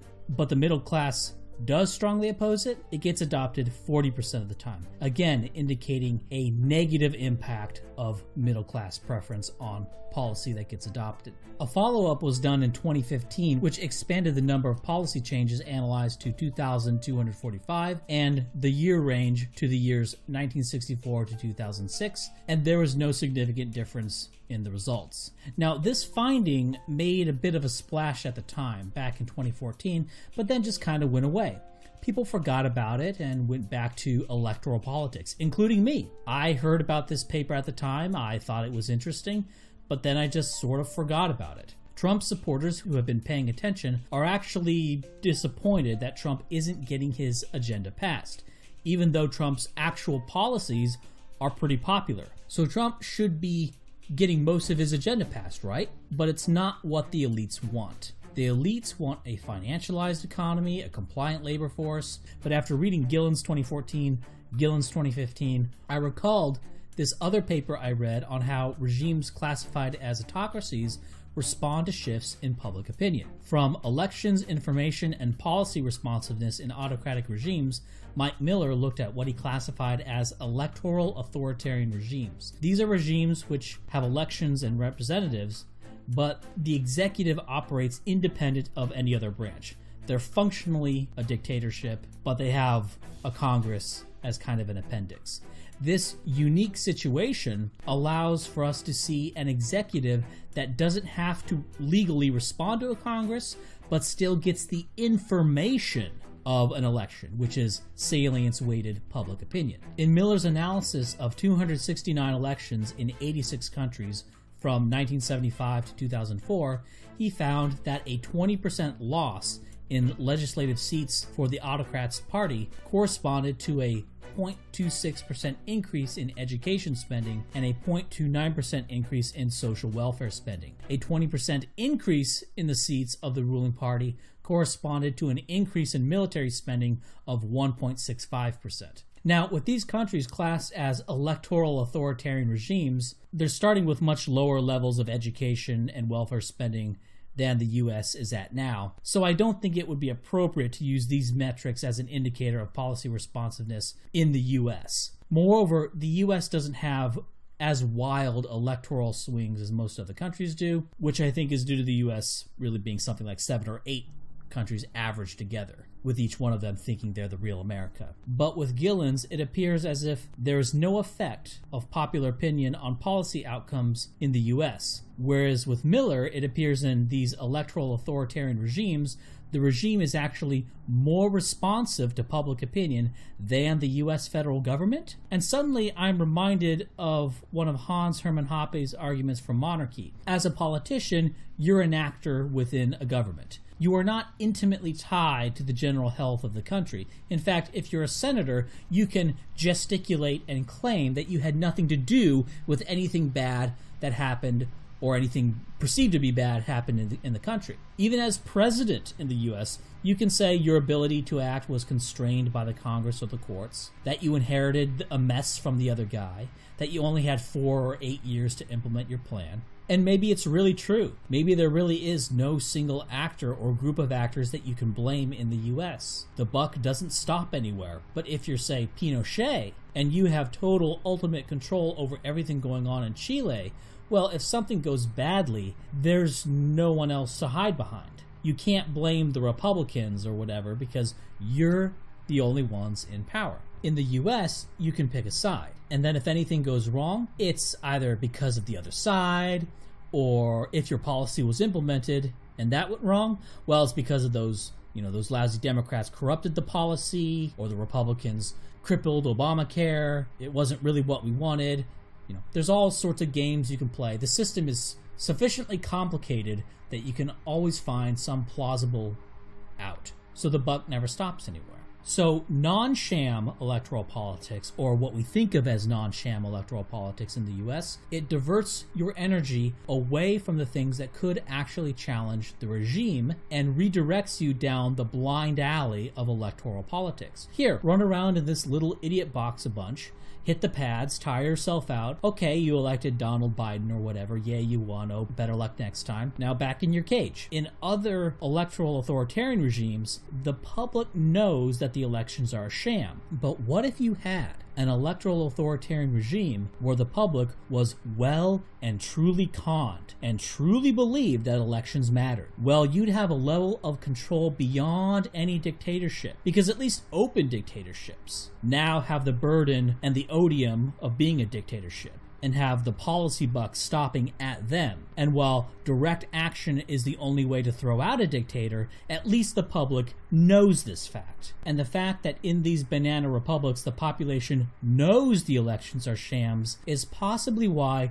those regimes are more responsive to changes in public opinion than in the US. Those who make peaceful revolution impossible will make violent revolution inevitable. Inevitable. Inevitable. Inevitable. inevitable, inevitable. Do, do, do, do.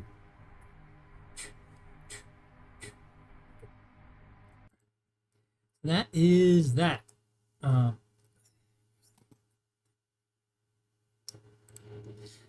right. What are we doing? Okay. So basically, the only way to affect policy in a Republican system, democratic system, because what happens is basically in republics, you vote for representatives, they go to the Congress, and then they more or less do whatever they want. Because the worst outcome they could have from doing horrible things that they want to do that the general public doesn't want to be done, basically a whole bunch of policies that resulted in it being impossible for people to get a house and start a family on a minimum wage income, right? Which was possible in the 80s, but isn't possible now, right? Basically a series of horrible, bad policies that benefited the super rich caused I'm sure you guys have seen that chart where basically productivity continues to go up, but wages stay flat,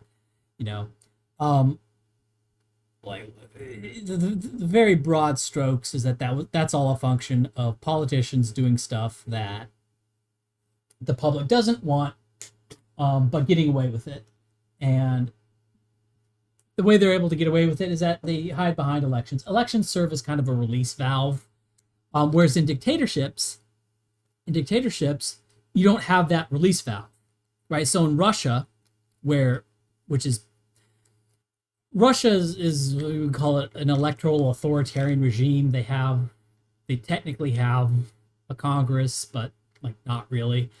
But the result of that is that the dictator, Putin, is way more popular than any US president, because a dictator has to be more popular, because a dictator is far more reliant on public support. And the reason for that is because a dictator is far more reliant on military support.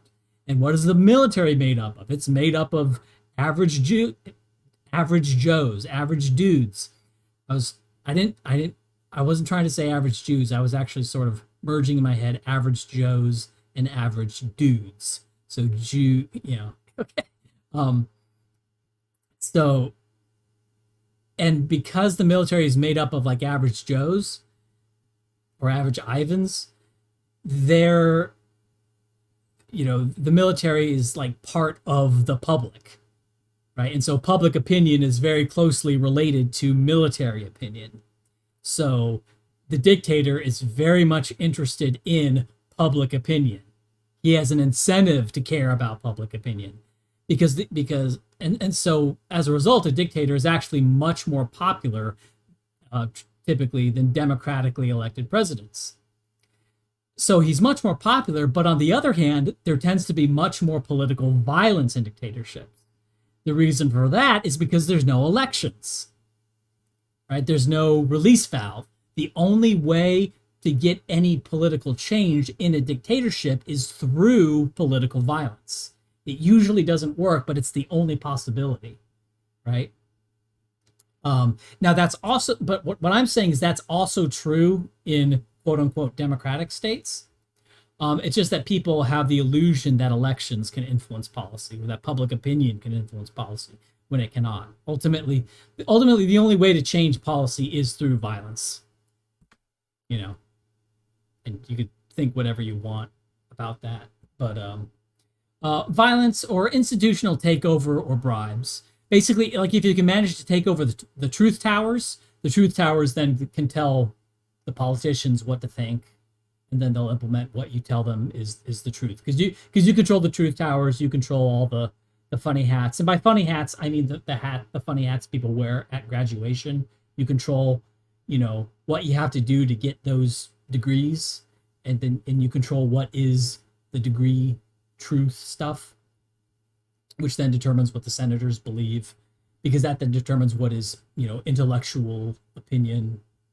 So but yeah, that's basically it. Bribes, institutional takeover, and violence. That's it. That's how you change policy. Okay, voting doesn't do shit. Uh, and when you realize that, it's funny. What basically happened is that I think white people in the U.S. and in many other countries, they had this belief that for the most part, the American system would function as advertised. That like, yeah, there would there's bad apples, you know, and occasionally there'd be corrupt officials and senators who don't vote the way their constituents want here and there. But in the main, it's going to work, and every once in a while we have to clear out the bad apples. But the thing is, there's no evidence it ever worked. Right? There's no evidence that it ever worked. And you want to say, well, this analysis here, it only goes back to 1964, right? Well, maybe it worked before 1964. Well, here's something people don't realize is that the New Deal wasn't popular, right? You know, if you go to public school, you know, one thing that is just sort of lost on people is that the New Deal was a wildly unpopular program, and Roosevelt was expected to lose the 1940 election, you know, and he only won because, well, he only won because the war had broken out, and there was this myth that, oh, you don't want to change horses midstream. So Roosevelt ended up winning.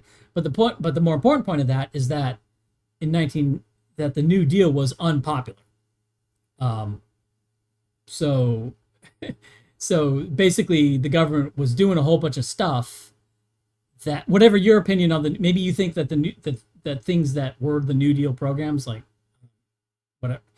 If you think the New Deal was a good thing, whatever, I'm not talking about whether it actually was a good thing or a bad thing. I'm just saying it wasn't popular, and yet it was passed.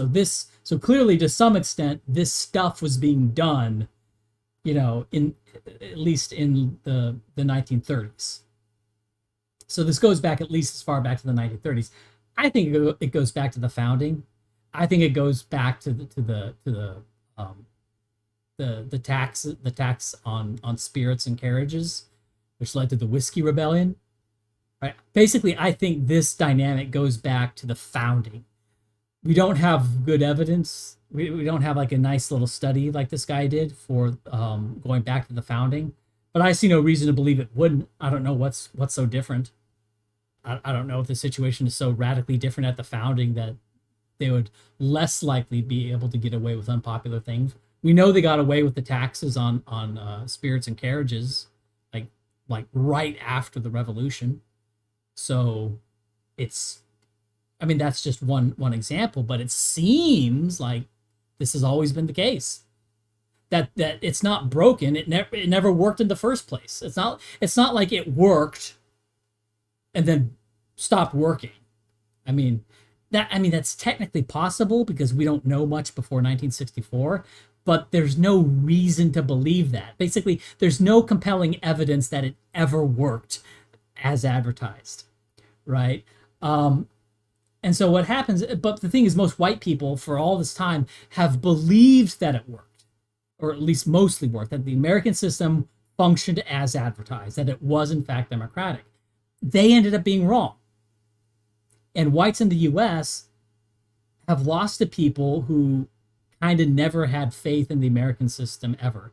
Now, the reason, for example, blacks didn't have faith in the US system were for bullshit reasons, right? They'll be like, why are we segregated? This is the system not working. No, that's one of the archaic things that was good about that is working. Like keeping you away from whites is a good thing. It promotes freedom. But to them, that was it not working. And so they ended up not having faith in the system. And that lack of faith in the system served them well. Same with Jews. You know, lack of faith in the system served them well. Faith in the system has served whites very poorly. Very poorly. So, and another thing that I think whites never figured out is that human existence is constant. I wouldn't say, it's not constant war. I think that goes too far.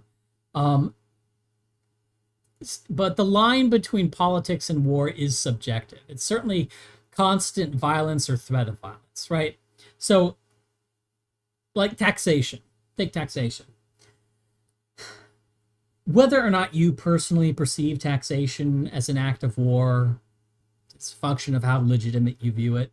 But ultimately, if you don't pay your taxes and you resist paying taxes persistently, you will get capped.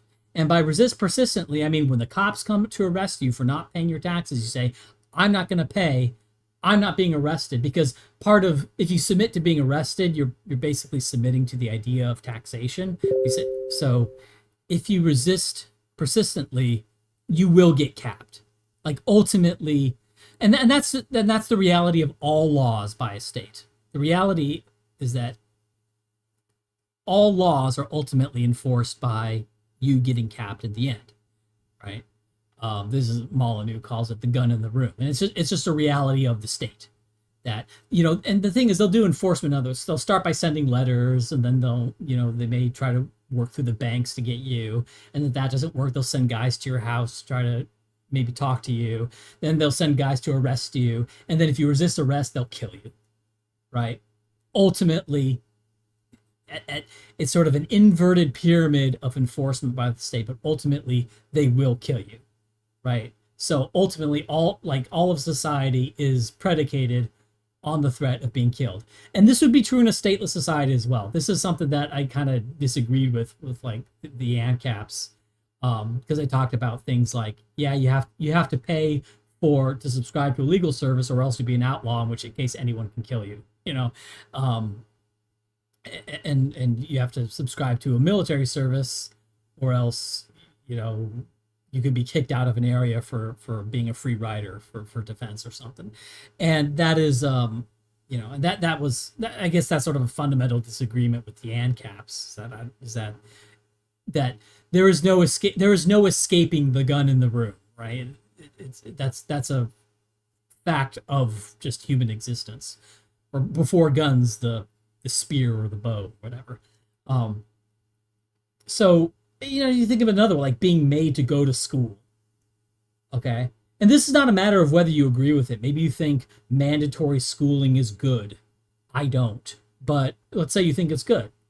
You know, even if you think it's good, the fact is that if you don't go to school as the state requires, bad stuff will be done to you and your parents, right? At least in theory. Now, I guess this may be a bad example, because compliance for going to school is so high that it's typically not, it's so rare that you get people who just don't go to school that it's not really strongly enforced in practice. Fair enough. But the thing is, if enough people decided that school wasn't for them, you'd start getting more regular enforcement, right? And you certainly start to see cops dragging kids and or their parents to prison and boarding schools, right? And of course, if they resist being dragged to prison or boarding schools, they'd get capped for resisting arrest. And paying taxes, going to school, serving on a jury, right? That is all submission to violence. It sounds more dramatic than it really is. I mean, that's just a reality. It's just a basic reality of human existence. But yes, in practice, you know, it's usually not worth it for the state to send gunmen to get you for most things that you do. Like if you just don't do jury duty, and I know people who just don't, who they hate jury duty. I love jury duty, but some people, they hate jury duty. The state doesn't do anything to them. It's not worth the resources of the state to go after people who skip jury duty. But the thing is, they can, if they really wanted to, if they really cared, they could ultimately start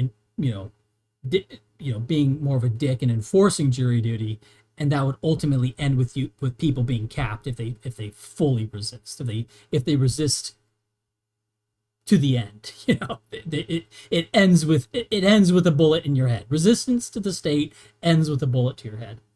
And that's the reality of the life of a citizen or subject or whatever you want to call it in a state.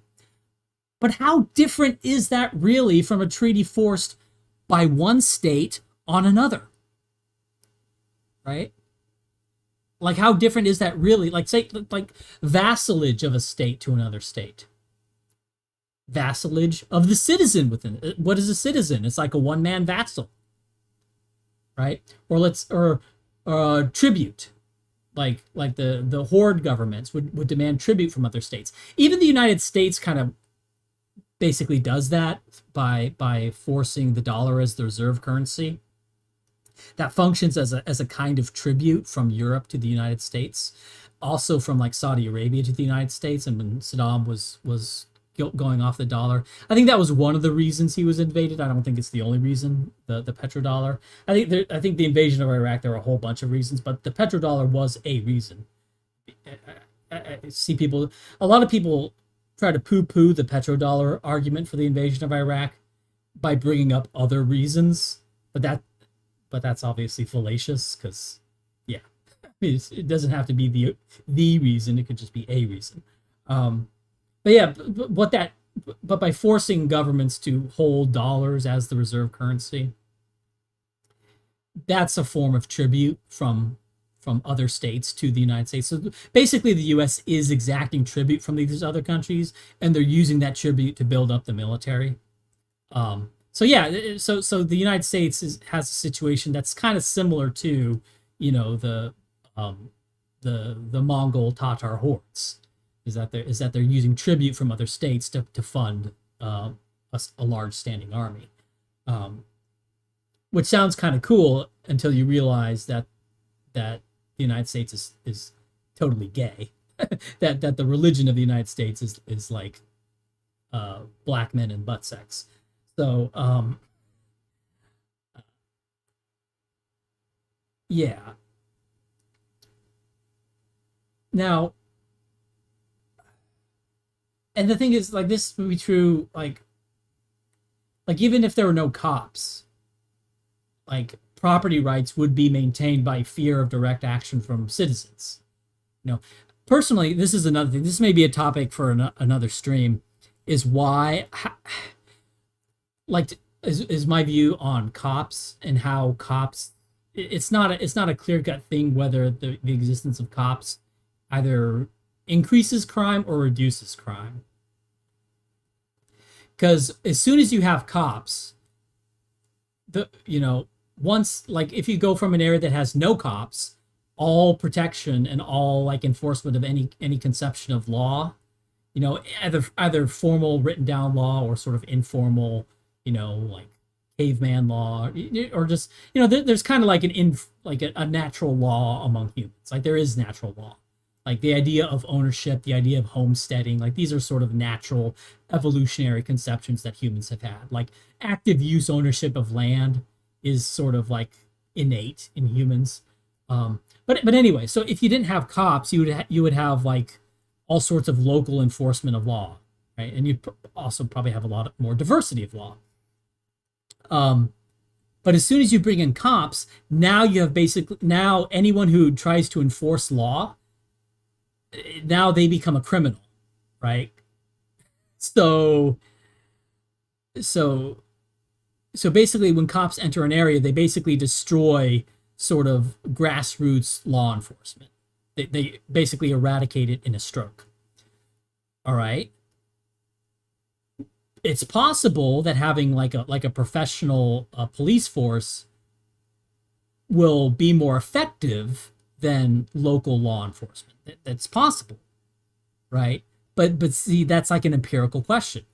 The worst thing that can happen is if you have a police force that is big enough to deal with local enforcement of law, to suppress local enforcement of law, but not big enough or not given enough authority to really go after the criminals, right? That's the worst outcome. Because let's say you own a store. Like, I've seen videos of black guys, not always black guys, but usually black guys, who will go into a store and they'll just start like taking stuff, or they'll just start knocking stuff down. If you didn't have cops, that guy would just get capped right then and there, right? You know, and nobody would, you know, he would just be killed, right? That behavior, like, if anyone tried to behave that way, he would just be killed right then and there, right? Because that's always been true in the past.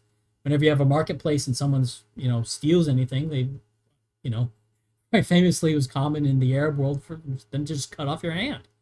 You know, and if you were behaving worse than that, like these blacks in these stores were behaving, they'll probably cap you. And local law, based on previous examples of local law, you get killed for behaving that way. But you can't do that now, right? Because if you kill a black person or kill anybody for just going through your store and just like ripping off all the products and just trashing your store, if you try to do that, if you try to kill them, the cops are going to be on your ass, right? So the cops make it so you can't deal with it. Like, I mean, you can try to call the cops, and maybe in like 8 minutes they'll be there, and maybe later they'll track down and find the guy. Maybe, probably not. So anyway, that's my view on cops. What was I talking about? I went off on a tangent on cops. So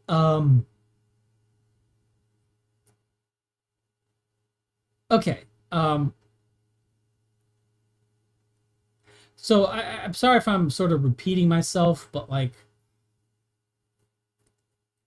given our situation,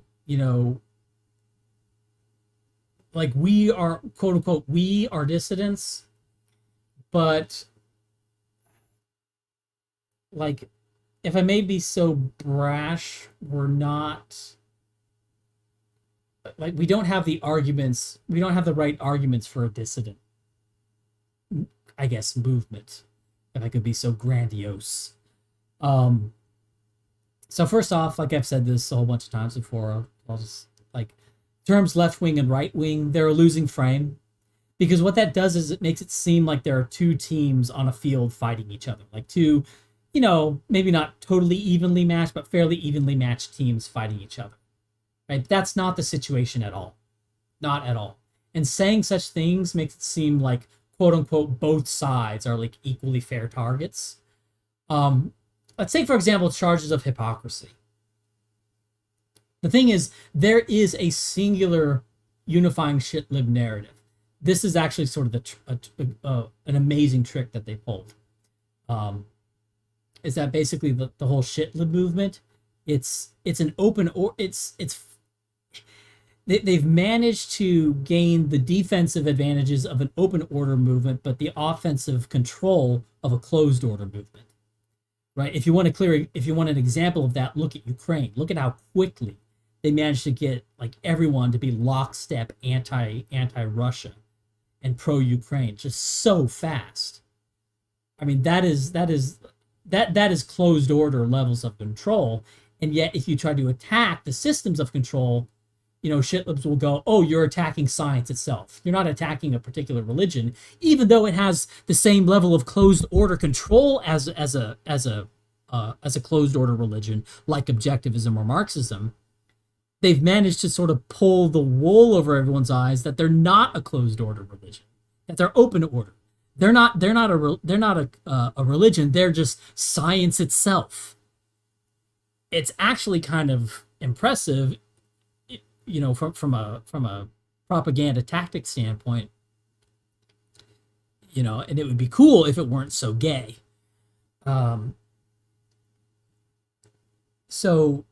But the thing is, like, for charges of hypocrisy, there is, in fact, a unifying shit-lib narrative, right? They are a thing, and at every place and time, there's a hegemonic religion and degrees of alignment to that hegemonic religion, right? So if you're not aligned to the hegemonic religion, that can be a function of being aligned to some other non-hegemonic religion. Like here on Cozy, that's Christianity, right? In particular, the Catholic flavor. Or another theistic or another non-theistic religion would be like libertarianism, right? So you could be aligned to a minor religion, a non-hegemonic religion, like a theistic one, or not particularly aligned to anything at all, like nothing in particular. But however it is, you end up being not particularly aligned with the hegemonic religion at your place and time, either because you subscribe to something else or you're not subscribed to anything. And that is why, like, amongst conservatives, Like that's why there's more diversity among quote unquote conservatives, because all conservative really means is non-aligned, is that you're not aligned with the hegemonic pole. And that's why you have like atheist conservatives, right? So the thing is, there's no conservative religion in the way that there is a shit lib religion, right? Shit liberty is coherent. Now, it's not coherent as in being correct or even sensible, right? It's coherent in terms of being totalistic, right? It's a system that makes sense if all of its propositions are true, right? It's internally consistent-ish, right? Not completely, but fairly, like enough, like 80% internally consistent if all of its propositions are true, which they're not. Now, back in the 2010s, like anti-theism was like, and a big, growing, booming thing. And the anti-theist movement, unfortunately, I hate to say it, because I don't know how many old heads there are here who remember back in the days when I was like just when I was going up against like the atheist community and saying just how stupid they were and how stupid they were for focusing on theistic religion. I just called it religion back then, but I was basically making kind of the same arguments I'm making now, just with less linguistic discipline. And so I have no love of these people at all, right? I have no love of most atheists. I would, like most people who are atheists, I would play Minecraft with them if I could get away with it. But unfortunately, and so I hate to say this, but the way atheism gained ground is the model for quote unquote us, right? It's the anti-theist model, except we don't limit it to anti-theism, right? Because it has to be opposition to all religion, theistic and secular, and making it clear that that distinction is not a meaningful distinction. That the distinction between theistic and secular, that's just like a modern made-up thing, right? You know, back at the time, you would have non-theistic religions right next to theistic ones, Buddhism and Taoism, and likely many others. If Marxism existed in like 500 AD, it would be recognized in all the historical atlases as just another religion. If Marxism existed in 500 AD, it would be just straight up called a religion, and it would be put on the same list right next to, you know, Hinduism and Islam and Christianity. It would be seen as no different, right? Except like with a little asterisk next to it that it's non-theistic. Okay, so why would we do that? Why would we act any different today, right? All that's happening today is that we're having non-theistic religions. So the success of the atheist movement, it's proven. Let me find a thing. I have like a little thing. And this is unfortunate because most people become atheists, become horrible. That is true. Is this it? No, it's not it.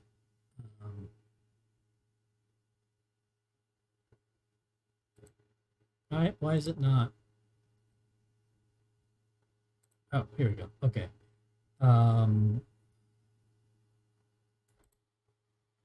Okay, so yeah. You've all seen things like this before. Church membership below 50%. Membership synagogues, mosques, it's going down 60%. And this, I think, this understates it. because this is just not the nominal decline, but the decline in fervor, as you all know, is greater than this. You know, millennials, 51%, 36%. You know, change the percentage of U.S. with no religious affiliation, 31% among millennials. Gen Z is probably going to be even less. Right. So how did that happen? How did that happen? Like, going back to open order versus closed order, today for the time being, open order wins. And what has made shit liberty so successful is that it is actually, that despite being actually extremely lockstep, it's actually like an extremely lockstep closed order movement. It has been able to present itself as open order, right? Now, in my opinion, modern shitlib Borg thing, it's functionally more closed order than Marxism is, right? That is, I think there's less diversity of thought amongst modern shitlibs than there was among Marxists, even though it's portrayed as just a bunch of people independently coming to a certain set of conclusions because they're smart or something, right? So they'll bring up that, like, oh, all the people from the Truth Towers, you know, they promote they promote shit liberty, and they get it backwards, right? They go, oh, people from all the Truth Towers, they're all quote unquote liberals, right? And so that must mean that this doctrine that's just sort of existed in the sky beforehand came to the Truth Towers, when in reality, it was generated by the people in the Truth Towers, right? It comes out from the Truth Towers, right? It's not, so like it's tautological to say people from universities are going to be shitlibs. That's as tautological as saying people from the cathedral schools are going to be Christians, right? It's as meaningless as that. Like it's true, but it's like, yeah, of course, right? Because the Truth Towers is where religion comes from. Yes, of course. You know, that's not a point for anything. It's not a point that that's more likely to be true. That is a point that's more likely to be false, because everything that comes from Truth Towers ends up being bullshit. It always ends up being wrong. Because certainly, like, even if you're a Christian, you have to admit most theistic religions are wrong, because most people on the planet are not Christians, and so they believe the wrong religion, so they're all wrong, right? I'm just extending that argument further. I'm extending that argument to non-theistic religions as well. Basically, you know, one of the arguments that the atheists made, and, you know, there's a few people who still argue atheism on the internet, they're kind of laughed at this point, is that, oh, you believe this religion, well, what about all the other religions? Are they all wrong? So basically, most theists have to be wrong, right? If anyone is right. Even if one is right, most have to be wrong. And that's the same thing that's true for non-theistic religions. I'm just applying that argument to the non-theistic space. You know, like, oh, your theistic religion at your place in time in history just happens to be the one that's correct. Whereas Marxism was wrong, objectivism was wrong, libertarianism is wrong. All the other informal religions, like sort of like American, like 1950s Americanism, like sort of the set of ideas that people at that place in time had, the sort of informal secular religion there, that was wrong, right? The sort of, you know, informal secular religion of Prussia, that was wrong. Like, everything else was wrong, but you happen, this is the one time that it's right, right? And so I'm basically extending that argument into the secular religious space.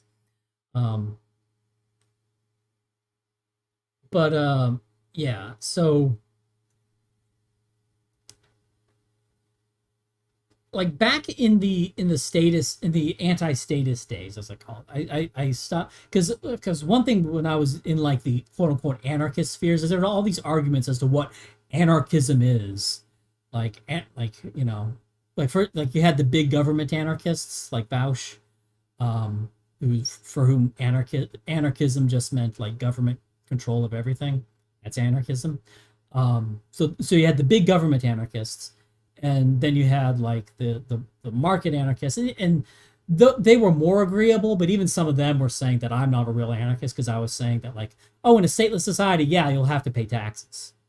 It won't be to a centralized authority, but you'll still have to pay for things like military and law and property enforcement, right? Unless you want to try to enforce property yourself. So I just said, oh, I'm just going to call myself an anti-statist. I'm like, Archon, what's an Archon? Like, okay, whatever. I'm just going to call myself. So anyway, back in the anti-statist days, which, I haven't really gone back on as much as I've just sort of abandoned talking about it. And sort of when I talk about these things, you could sort of see that I still largely believe what I believed then. It's just not the focus anymore. But like, what I would say then was that I considered anti-statism to be political atheism back then. Now, obviously, the term political atheism, I don't like that terminology because obviously it's not political atheism. It's anti-secular religion, So I had the wrong language, but I was also wrong because, like, a lot of anti-statists, they have their own, like a lot of market anarchisms have sort of the emotional arc of a religion, of a heaven and hell, and the inevitability of the market anarchist paradise at the end of the tunnel and all that. But I think I was sort of on the right track there. But see, that like, there's a problem in me and in others. And it's greater religiosity inherent in me. So so like, I have a higher inherent latent religiosity. And this was and is a problem with the whole atheist movement, is that once you get rid of God, that doesn't actually solve the problem. It only solves the symptom of the problem. Right? Theism is just a symptom of religious feeling. Like, one thing I said back then is that, okay, God is dead, but the music's still playing. And so I've come to the conclusion that right now we, whoever it is we are, need to be focusing on deconstruction, not advancing a positive vision, right? That is, we need to move away from a culture of positive advocacy to a culture of critique, because pure deconstruction can't be counterattacked. You can always attack the messenger, but you can't attack the doctrine, the positive doctrine, because there's no doctrine. Right? At most, like in the real world situation, if I'm talking to another person, they can accuse me of personally having like the same religious feeling that I am attempting, however successfully or unsuccessfully, to deconstruct. And that's not good, but that localizes it on me or whoever's advocating. It's localizing it to the messenger. Because what I'm promoting is a kind of deconstruction. My message is one of negation. I'm telling people what not to believe. In the same way atheists tell theists to not believe in God. I mean, they do some bullshit like, oh, but you are free, but, atheists are basically telling theists to not believe in God, right? It's a negation. But they don't necessarily go beyond that. Of course, the problem, as we now see, is that functionally, practically speaking, they did go beyond that. Right, replacing a theistic religion with a secular religion. Now, being purely about deconstruction is, in my opinion, it's the correct thing to do for several reasons. One, it's actually the most honest, right? At least for me, because I am, in fact, more motivated by what I am opposed to than what I am for, at least at this point. And I think most people here are, it's kind of a dirty thing to say that you're motivated by what you hate as opposed to what you're for. And okay, I mean, whatever. But I think it's literally true. Like, we're up against anti-white laws and the underlying narratives that back them up, and how race hate is used and also like how race hate is used to divert like would-be labor socialists from economic concerns, like the undermining of the Occupy Wall Street movement basically converted a whole bunch of what were basically labor socialists, anti-capitalists, into just being anti-white and giving Google whatever they want. The second reason is that it's, and this is kind of a 2 point in one, it's morally correct because I think it's immoral to needle someone out of power for what they would do in power. Okay, and a way to illustrate this, imagine that you were trying to propose grocery stores to people who had never seen a grocery store, right? For them, all food was centrally grown and distributed by the state. Imagine trying to tell them that there'll be these stores here, kind of like stores where you buy, you know, clothes or anything else, except you can buy food there. And those stores, they can buy food from whatever farms or food conglomerates, whatever that they want to buy, and they can then sell it to you at, you know, whatever prices they choose, just like any store. Now, you know, they can set their prices to whatever they want, just like any other store can. For food, right? So like a critical basic need can be done by these stores, these grocery stores that operate in a market, right? And, you know, you can just imagine the flood of critiques of this, right? Would rich people buy up all the food? Would food exist in rural areas? Might some people find it impossible to get food if they live in too remote of an area? Will poor people be able to afford food at all? You know, will food producers just find it more profitable to only produce food for the super rich, right? It's all, you know. And if grocery stores didn't actually exist and you couldn't see that they worked, trying to make a theoretical defense of grocery stores against committed critics would be impossible. There are so many holes in the idea of grocery stores in a theoretical. If you don't have the empirical reality that, you know, they just work, you know, trying to defend it on like sort of a theoretical basis, no way. There's no way. There's no way you'd be able to do it, right? You'd completely fail. You'd be refuted and debunked, you know, every which way, right? You would be flooded in debunkings. You know, Rational Wiki would have a page on like insane, crazy libertarians who want to privatize food production and distribution, right? You know, and that's kind of what it's like, you know, defending a positive proposal when you're out of power, right? Because all these potential, like, let me put it this way.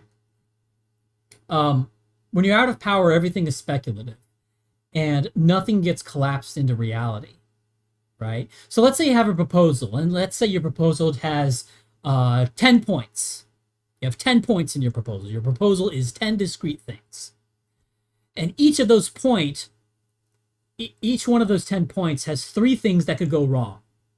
Each has a 5% probability. When it's all speculative, you don't know which point is going to have one of its 3 things that could go wrong actually go wrong. So when you're defending a position in theory, you end up having to defend against any and all potential bad things that could happen with your plan, because none of it is implemented, and so none of these potentialities have been collapsed, right? I mean, how would the roads manage, you know, the shipment of food to the grocery stores? Would trucking cartels, you know, just decide not to ship food to certain areas? You know, there's so many moving parts in a grocery store operation, right? There's so many things that could potentially go wrong that could make grocery stores possibly not be a viable system, right? If you're having to defend it in theory. Now, in reality, these potentialities all get collapsed, right? We don't have to deal with possibilities because we know what it is, because grocery stores are everywhere and we know exactly how they work. And we know exactly what problems there sometimes are and how to deal with those problems. So the potentialities get collapsed in a real thing. And so it's a lot easier to defend a real thing than a thing that doesn't exist. Because the thing that doesn't exist, you have to defend all sorts of speculative things that could go wrong. And that's why it's not fair to demand a positive proposal from somebody who has no implementation of what they want. Right? It's, yeah. So, right, and so yeah, it's kind of an argumentative dead end. On top of that, I guess this is kind of a separate point, is that if you're out of power, you don't have the manpower necessary to fabricate the research needed to justify in the minds of idiots that your plan will work. Because this is how the minds of idiots work. They look at, how much research is on your side, and they don't look at it in terms of like the way me or Sean does research, where we actually read the studies and look at like discrete arguments in a very sort of minute sort of way. They look at it in terms of like sort of like the volume of research and like and headline stuff. And like research is mostly used to push things that the researchers themselves have decided in advance to be true. Like researchers decide, I support this point, so I'm going to do a study to show this, and they do. You can find ways. You can tweak variables, you can tweak exclusion criteria, and you can get any result you want on a very superficial level. Now, anyone who does any digging can go dig and say, oh, that you did a lot of stupid tricks here. Your study is worthless. But most people aren't going to see those tricks, and amoral political actors don't care, right? So that's what most research is. From an argumentative standpoint, if you're out of power, you don't have the research muscle to do that. You don't have the research muscle to fabricate research, to fabricate the results that you need to persuade the masses of your position, to basically fake a bunch of research for whatever it is you want. Your opponents have all the research muscle, so they can just create research to say that you're wrong about everything, about how the Wright brothers are full of shit, and heavier than air aircraft is a pipe dream. Only balloons will be able to fly, right? So the problem is that as a dissident, on the one hand, more is demanded from you because more is demanded from you if you have a dissident positive proposal, because you have to defend things theoretically. So nothing is collapsed into reality. You have to defend against everything that could possibly go wrong. One, and two, you have fewer resources by which to meet those demands precisely because you are a dissident. So it's a mug's game. So you shouldn't play that game. You shouldn't be sucked into defending a positive proposal if you're a dissident. The people in power should be having to do that. Right? Their stuff is actually there. Like they're the ones who should be subject to critique, not the people without power. That's insane. That's ridiculous. Right? Why are you? Yeah. So just it's bad across the board. And another thing, this is the last reason why pushing positive proposals is not good, is that it's a strategic dead end. When you start pushing positive proposals, you begin to limit the people who could be in your thing from the start for no meaningful gain, right? Because pushing positive proposals as a dissident is already sort of not going to work, because you have to defend theoretical objections because nothing gets collapsed in reality, and you have less research muscle to fabricate the research to do so. Your enemies can fabricate way more. So there's no meaningful end for a positive proposal, but you also start excluding potential people who on your side. Like any vision of society, say a libertarian society, for example, if you push for a positive libertarian vision, you're going to start cleaving off non-libertarians. And you're going to start, by varying degrees, you'll even cleave off some of the more puritanical libertarians, like the ANCAPs or whatever, right? Thus, the very stuff that is the most actionable here and now, which is critique, of the existing system, that's limited in how many people can be involved in that family of critique. Like Randian objectivism. Randian objectivism has a positive vision of society.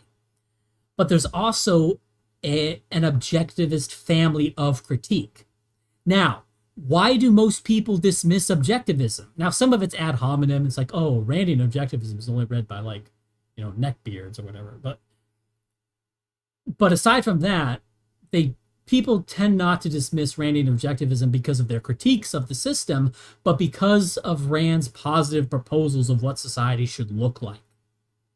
That's what keeps people, and so Rand's positive proposals, not Rand Paul, Ayn Rand, prevents people from listening to her critiques, right? The positive proposal is what is easiest to attack in Randian objectivism, and it alienates people who might otherwise find the objectivist family of critique somewhat compelling, or at least pieces of it compelling. And what I said this before, we need less of a culture of positive vision. We need more of a culture of critique. And I think I've laid out the reasons for it.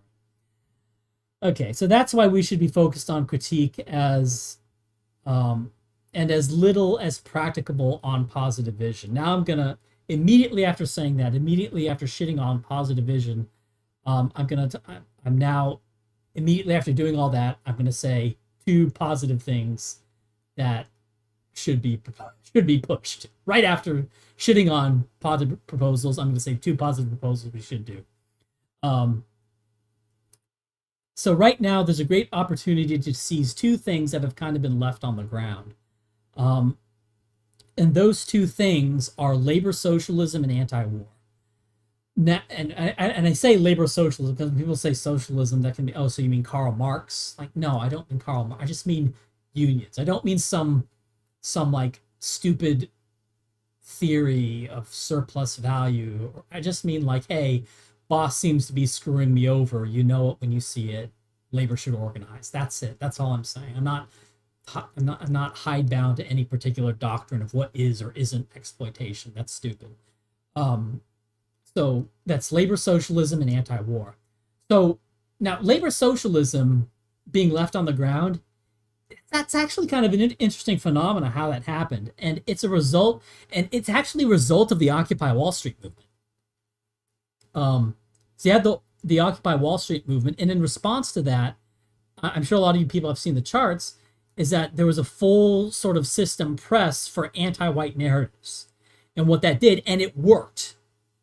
This worked as a way to divert those would-be labor socialists from the Occupy Wall Street movement away from working class politics, because working class, that actually challenges the system. That actually cuts into profits and stuff.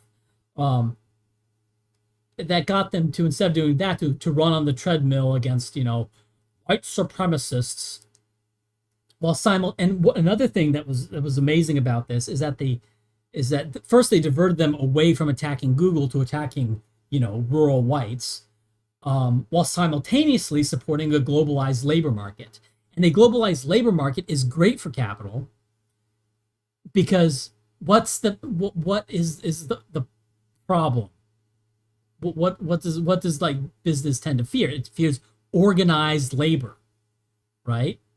And the problem of organized labor has always been organization or lack thereof, right? Basically, labor is hard to organize.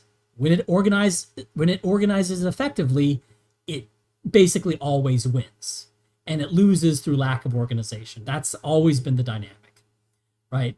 Capital is always more organized, but if labor is ever organized enough, it always wins. And a globalized labor market, what that basically means that in any area of the planet, if labor organizes anywhere on the planet, then businesses can just start shipping in scabs from anywhere on the planet. Infinite scabs, right? Like open borders means infinite scabs, right? I mean, it ties in so well with, the the diversion of the Occupy Wall Street movement into anti-white politics, and then supporting infinite scabs. It's genius, really. So anyway,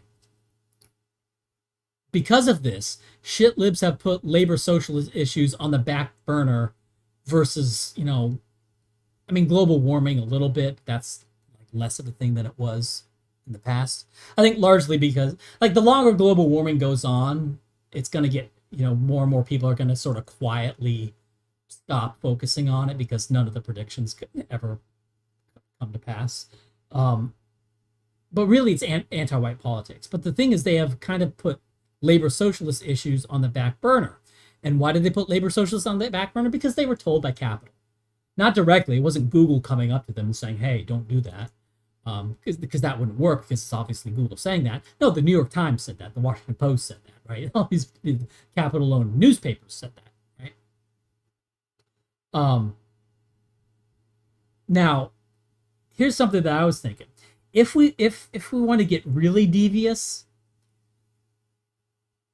like one thing I think that could be possible, and this would take some time. This is not something you can just flip a switch and do. I think it may be possible to actually freeze shit libs out of labor socialist concerns for the foreseeable future, and basically like completely command the issue, right? And leaving them, at least making it very difficult for them to come back in.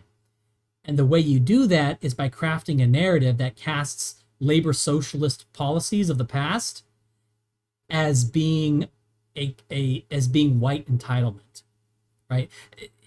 It requires some controlled opposition. It requires basically a bunch of people posing as shit libs, going on Twitter and Tumblr, building up a following amongst shit libs, and then pushing the narrative that that basically union organization is a form of white entitlement, right? And arguing in favor of the third world, right? So turning labor socialism into sort of either at least a legacy white issue, but also like a privilege issue.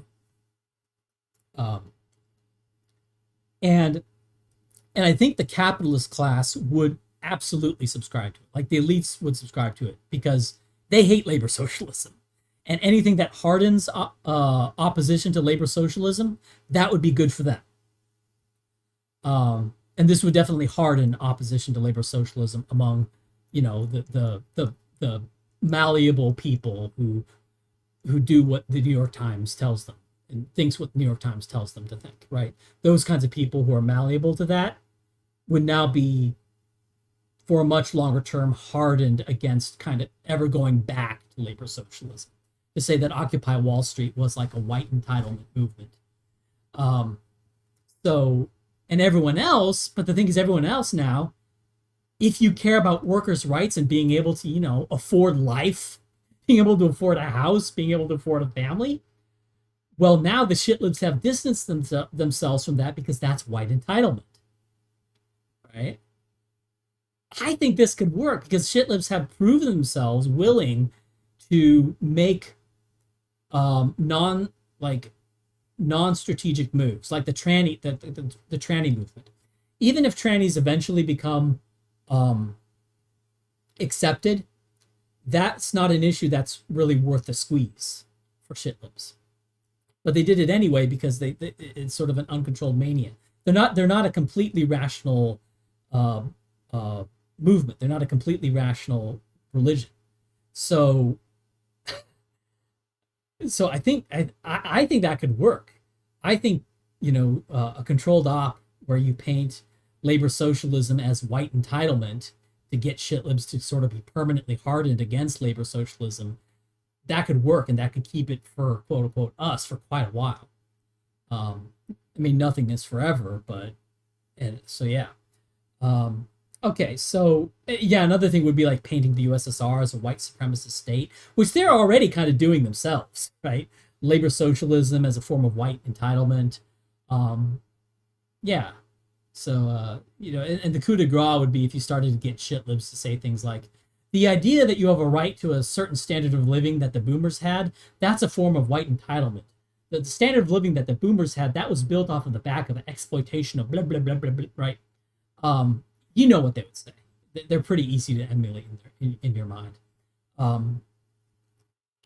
So that's that. So the second thing, though, is anti-war. And I think a lot of people have forgotten, forgotten how horrific war is, right? Too many video games, too many superhero movies, and not enough fights in school. Shit libs, I think, are, they're increasingly just a pawn of the capitalist class, which has caused them to support NATO warmongering in Syria and now in Ukraine. And the way the way to do this would be, in my opinion, to throw down the gauntlet, because this all goes back to the Munich myth, right? Can't let Saddam have Kuwait because that's the thin end of the wedge. Can't let Putin have Donetsk and Luhansk. That's the thin end of the wedge. Give them an inch, they'll take a mile. It all goes back to the Munich myth, and the myth that the Munich Agreement led to Hitler invading Chechnya or something, right? The Munich myth, right? Which is a complete lie. I've been over in a previous long stream on that. And basically, and this is just actually true, that being anti-war means 90% of the time today being anti-NATO. Practically speaking, that's what it means today. It means being anti-NATO. To be anti-war, you have to be anti the warmongers, right? That means being like anti, that kind of, America first. This means being anti-American, right? It means you're going to have to tolerate things like short wars where non-NATO actors gain ground at the expense of other states, right? Because the thing like the Donetsk and Luhansk and Crimea, like in a time before NATO insanity, that would have been just a quick land grab, and that would have been it. All right, it wouldn't. I've been over that. I've been over how like land grabs almost never portend the dissolution of the state, right? Of the state that's losing territory. Almost never. Right? That's a complete myth. Wasn't even true at Munich, and it certainly wasn't true. I can't think of I mean, I'm sure you could probably think of some example, but I can't think of an example like off the top of my head where that was ever true. It means, for example, letting Saddam control Kuwait, and all those things. And this throws down the gauntlet, because what it does, those might be hard pills to swallow for a lot of people. Well, then, okay. If you're not willing to swallow those pills, then shut the fuck up about being anti-war, right? And that's why the thin end of the wedge, give them an inch, they'll take a while. That's the pro-war battle cry. That's the eternal war battle cry, is thin end of the wedge. So and so the idea is to force anti-war into an anti-NATO, pro quote unquote appeasement, as they call it, policy. But what that ends up doing is, because the anti-war, and this is also just straight up the truth, is that to be anti-war, you have to be tolerant of a lot of states that you may not necessarily like getting ground at the expense of other states. And you have to be in favor of that if you really are anti-war. That's just otherwise you'll always have wars over every land grab.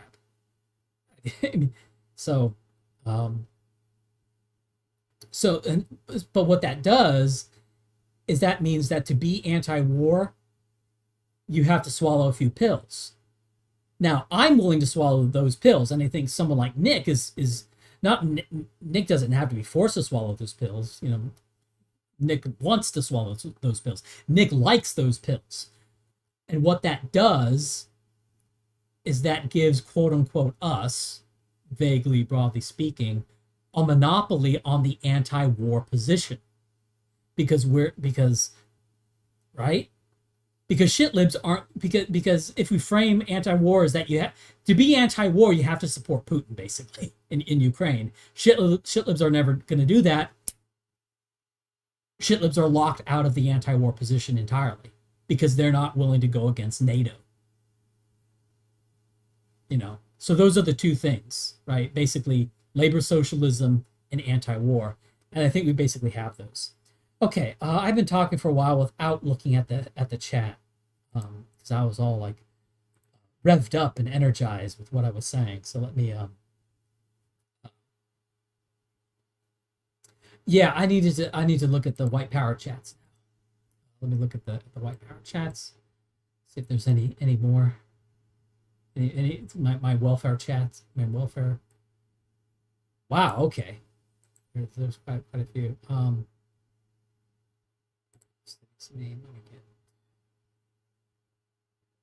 Okay, where are we? Okay, $3 from Jimmy Two Hats.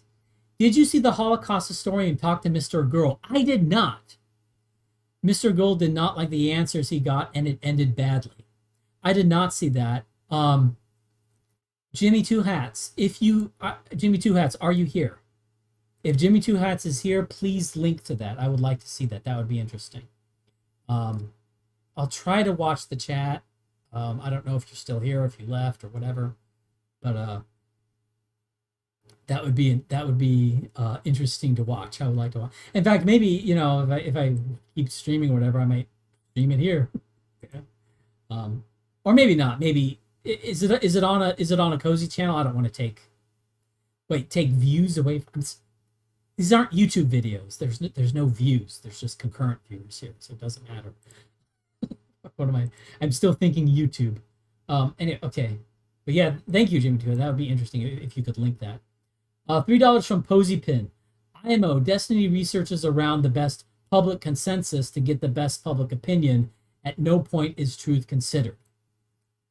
Yeah, I mean, like Posy Pin, that is probably true. Destiny would never admit to that. Right? I mean, the most he would admit to is he's saying, well, the issue is more complicated than you or I would ever know, so we need to defer our thinking to Magic Science Man. And he wouldn't say Magic Science Man, he would say the experts, right? That's basically the game. It's a shell game, right? It's a confidence trick, basically. Thank you for the $3 for Posty Pin. Thank you very much. $10.92. Just a femboy on the internet. You are making me. I shouldn't say that. What you're making me, but you may be making me. What do you think is the future of Canada? Probably something very similar to the United States. I don't know so much about Canada. The thing is, I'm obviously very U.S. focused. Everything I do is uber U.S. focused. And I just sort of assume that other countries are close-ish to what's going on in the United States. You know, like Europe, the whites tend to be worse than the whites in the U.S., but they have more of them. So as a result, the situations end up being kind of similar between Europe and the U.S., right? Like U.S. has a lot more brown people, but the whites are better. In Europe, the whites are worse, but they have fewer brown people, you know? So I just assume it's going to be kind of the same. The U.S., Europe has been paying tribute to the U.S. in the form of the reserve, of the dollar reserves. So they basically have been leached by the U.S., but that money that goes to the U.S. is not. It doesn't really help the population of the U.S. Really, it goes sort of to it goes to the U.S. medical system, which is neither a free market or a centrally planned system. It's something horrific, and it ends up being the worst of both worlds. You have sort of the iniquity of the market, but not the efficiency of it, the health system, and of course atrocious military spending for all the foreign adventures that the U.S. likes to get in. So even though the U.S. government is has basically tributized Western Europe and Japan in kind of a sneaky way, I don't think the average U.S. citizen sees much benefit from it. Like if you look at nominal GDP numbers, you go, wow, a white person in Mississippi, the state of Mississippi is about as wealthy as France, right? I mean, when you see that, when you see numbers like that, where like Mississippi is wealthier than France, Like, you know something's wrong. You know there's something wrong with the GDP numbers, right? There's something screwy. There's something screwy going on with U.S. GDP where it's not an apples to apples comparison to European GDP.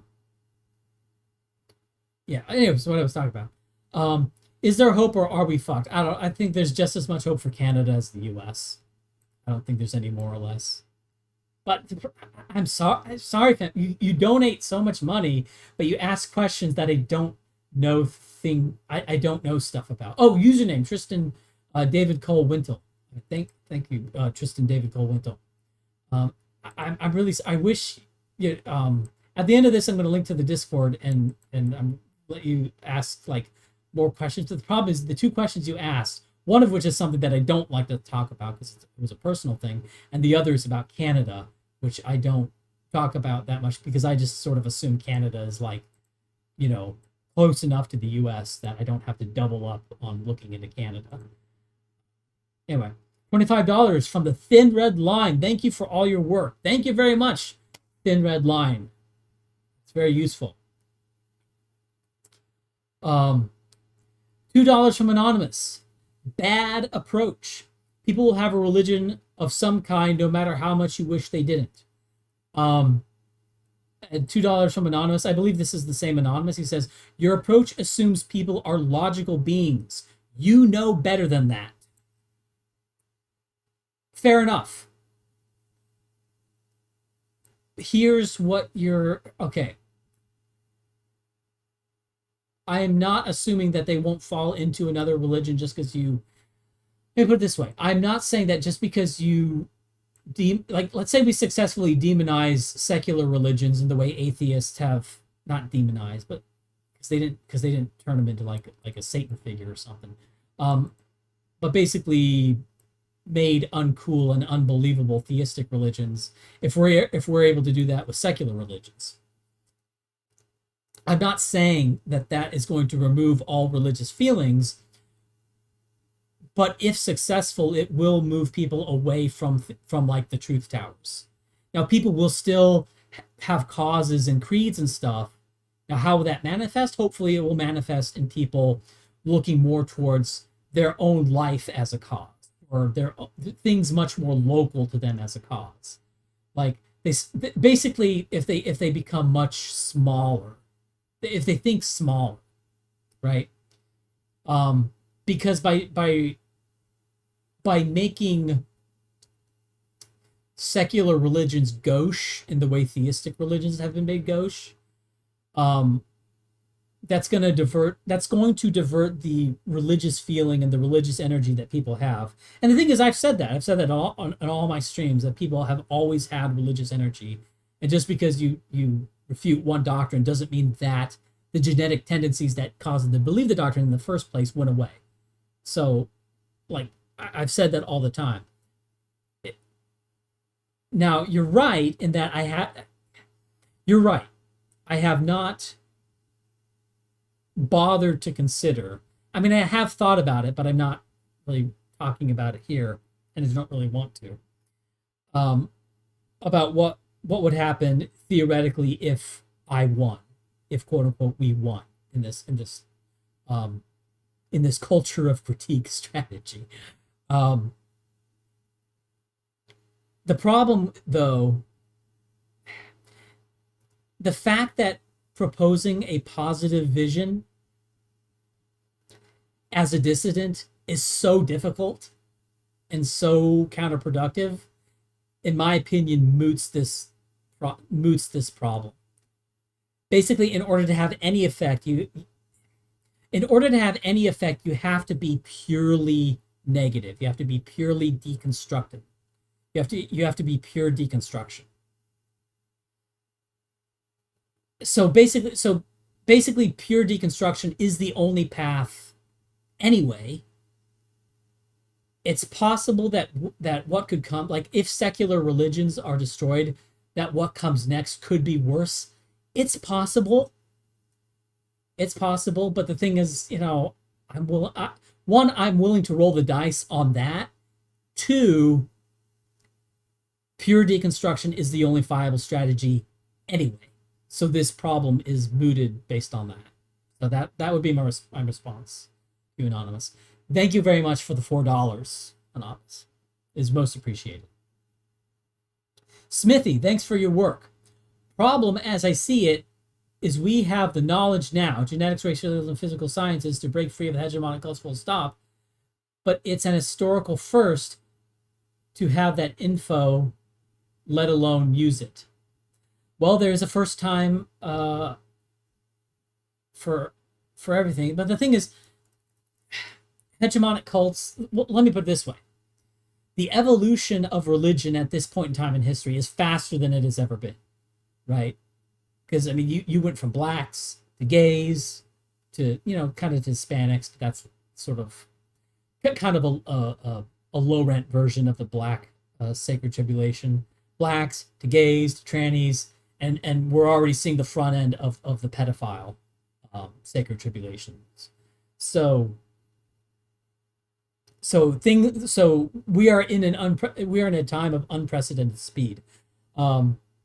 This gets into the next thing I want to talk about. So I want to get to the super chat, and what I want to talk about next is some little things that we can do now. My little black angels, we can do now.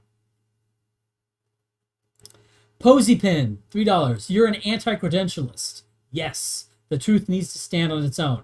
Absolutely, Posy Pin. Thanks for the $3. Wow, $10.92 from Just a Femboy on the Internet. Ryan, I love what you do. You're awesome. I love Just a Femboy on the Internet. I love. Thank you very much for the $10.92. I love. Just a Femboy on the Internet. I love. Okay. $3. Hater time. I think that shitlibs won't fall for the controlled op on legacy labor unions simply because blacks benefit so highly from the protections provided to them by affirmative action, hiring, and government jobs. No, I'm not saying to go against affirmative action. They'll never back off of quote unquote they'll never back off on anti-white discrimination. I don't think that could be sold to them. What I am saying is that the union organization and basically labor restrictions to basically jack up, basically ways of jacking up wages through basically unions are basically a kind of labor cartel. Basically, I'm saying to get them to be opposed to labor cartels, which I'm in favor of. I'm a fan. I'm not always. Look, some unions have been shitty. Unions do bad things. Unions can be rotten. I understand. I'm not unconditionally pro-union, but in principle, I am in favor of labor cartels. Also, because I don't believe that material advancement is really that contingent on capital investment as much as it's contingent on technological advancement. Let me put it this way. What would be better? Like an economy from the year 1800 that was perfectly optimized, like all the technology that existed in the year 1800 was absolutely, perfectly, totally well implemented. Economies were completely maxed out. You had the maximum possible standard of living that you could possibly, you completely reached what is called your economic possibility frontier. You completely reached the absolute outer end of that circle for your economic possibility curve for the year 1800. That would be nothing compared to like even a shittily optimized standard of living in the Soviet Union. Why? Because the Soviet Union is worlds ahead in terms of technology. Okay, so really economic advancement is a function of technological advancement. Okay, the efficient application of that technology is secondary. Okay, and that's why. And I know that labor cartels, they reduce the profits from corporations. And here's another problem. Because we don't have capital controls in the U.S., all those profits, they tend to get invested in other countries anyway. So who cares? Who cares about their profits? Who cares about your stinking profits? Because they're not staying with us. They're going to Turkistan. So Now, if you had proper capital controls where businesses couldn't just send their money to the four corners of the globe, right? They had to reinvest in the U.S. You could have a little bit of an argument against unions because you want to increase profit because then they would be forced to reinvest in the U.S. But practically speaking, because there's no capital controls, that moots the point. So screw your profits because we're not seeing it, because there's no capital controls.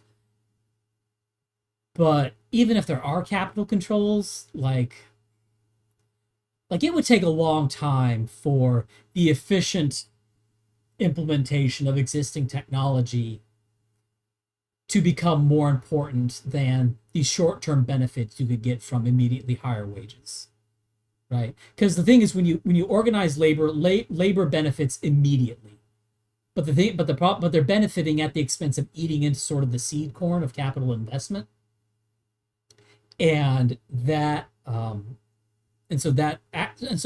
does reduce the long-term growth that is a product of sort of the implementation of existing technology.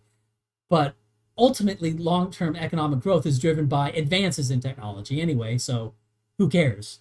So that's sort of my view on that. I just went off on another tangent. I'm sorry, hater time. But yeah, I'm not saying that they would. I'm not saying that they would be against the anti-white discrimination in hiring, but that they should be against labor cartels, because labor cartels are legacy white privilege. Okay, Anonymous. As an atheist, do you think Christianity is a precursor to liberalism? It's a precursor to shit-libbery in the same way, and I don't want to call it liberalism because, and I don't want to call them any of their self-flating, self-aggrandizing term. Like, I'm a progressive, like I'm for progress, as opposed to those people who are anti-progress. I'm progressive. That's what a childish thing. And of course, calling themselves liberals is just, it's stupid. It muddles the term. Like, more people on the planet consider liberals to be like what libertarians are. So I'm just not going to call them. So I just call them shit libs, and everyone. You know what's funny is calling them shit libs, even though it's kind of vulgar, even though it's kind of a vulgar term. It's a more understandable term than calling them liberals. Because when you say liberal, someone from Europe could mean, oh, you mean what we think of in America as a libertarian, right? So, but when I say shit lib, everyone knows what I mean. I mean destiny. I mean vouch, right? So shit lib is actually a better term. It's a more understandable term. It's less vague. You know what is meant when someone says shit lib. Even though it's vulgar, it's actually technically better than liberal. So anyway, do you believe Christianity is a precursor to liberalism? It's a precursor in the same way that all religions are precursors to all religions. It follows the pattern of a religion: heaven, hell, demon figures, sometimes a central demon figure like Lucifer or Satan, or Hitler. And so yeah, it's a precursor, but it's a precursor in the same way that all religions are precursors to all religions. They follow the same general patterns. They tug on the same sort of emotional chords, like love of the underdog, thus leading to sacred tribulations. You know, the certainty of heaven at the end, right? Be it a non-corporeal heaven, like heaven, or stateless communism or whatever, and incompatible with hierarchy, order, authority, and nationalism. There's too varied. Now, it is true that, strictly speaking, a true Bible believer is opposed to nations, right? Like a true Christian is anti-nationalist. Now, in a sense, I'm also kind of anti-nationalist. To some degree. And if you want to say, how dare you? Okay, what is the war between Russia and Ukraine over? Is it over race? No. It's over cultural trinkets. It's over Ukrainians thinking that they're different from Russians and vice versa. more so Ukrainians, right? Russians tend to consider themselves more as kin of Ukrainians. And the thing is, as a pan-European, as like, you know, race is my nation, skin is my uniform, you know, screw your cultural trinkets and whatever the fuck Poland is. Like, yeah, Putin is not a pan-European. He's not. He's Russian. But Russian nationalism is closer to pan-Europeanism than Ukrainianism, right? Because Ukraine says the nation is just Ukraine. Pan-Russianism is Russia, also this little thing called Belarus, and Ukraine. So Russianism is actually like a bigger group. So as like a true white nationalist, like, Russianism is not white nationalism, but it's a little bit closer, right? It's a little less parochial, okay? So, but yeah, like, but the thing is, to the extent a religion is totalizing, like, yeah, Marxism is anti-nationalism, but you saw in the Soviet Union, you saw the same sort of thing that happened in Christianity. Like, you have all these people in all these countries that are adopting a religion that supposedly says, you know, screw national identity, but then even though they're all devout Christians, they still keep going to war with one another, right? And in the Soviet Union, you had the same thing. Even though most people are quote unquote communists, and Marx says national identity is a false consciousness or whatever, you know, by 1991, you know, these national flag and dirt identities were still very much alive. So yeah, it is, but it Christianity doesn't completely destroy those things. And now I think shit liberty is being more successful in that regard, because I think shit liberty today is more focused. Like communism, for example, the core tenet of not communism, Marxism, is on sort of the oppression formulas and the march towards the stateless communist at the end of the tunnel. That is the core of Marxism. Incidentally, it's also anti-nationalist. Christianity is all about, like, Jesus died for your sins, accept Jesus, go to heaven. Catholics will say, no, it's not by Jesus, you have to do certain works or whatever. You know, there's all sorts of arguments about that. But basically, it's centered around Jesus and doing things to get in heaven or not doing. That's what Christianity is centrally about. Incidentally, Christianity is also anti-nationalist, but that's not the driving thing of Christianity. With shit liberty, anti-nationalism is more so the driving thing. So shit liberty has been much more successful in anti-nationalism. Now, in a way, I'm also sort of anti-nationalist, but shit liberty would actually be more opposed to pan-Europeanism than they would be to petty nationalism, as I call it, or parochial nationalism. Hierarchy. I'm spending a lot of time talking about a $2 chat. I'm really sorry to people who pay more. But yeah, the femboy in Discord, you have a line to me. Incompatible with hierarchy, order. No, shit libs aren't against hierarchy and order and authority. What do you like? The truth towers, the universities, they're obsessed with authority. They're like, at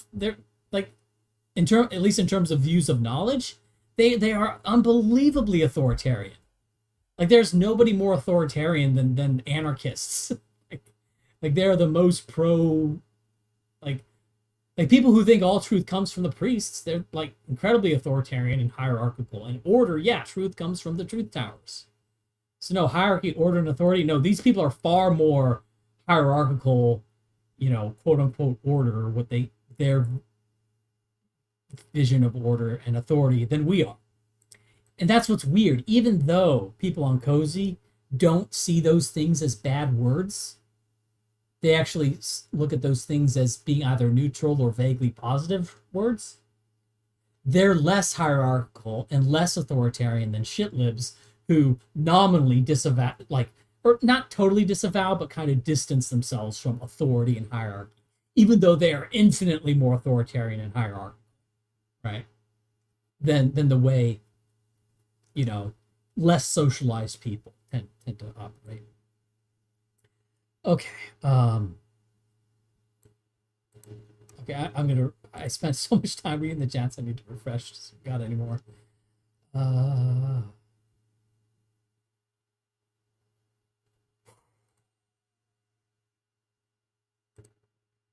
Okay, I just got a bunch more. Okay. $3 from B. Williams.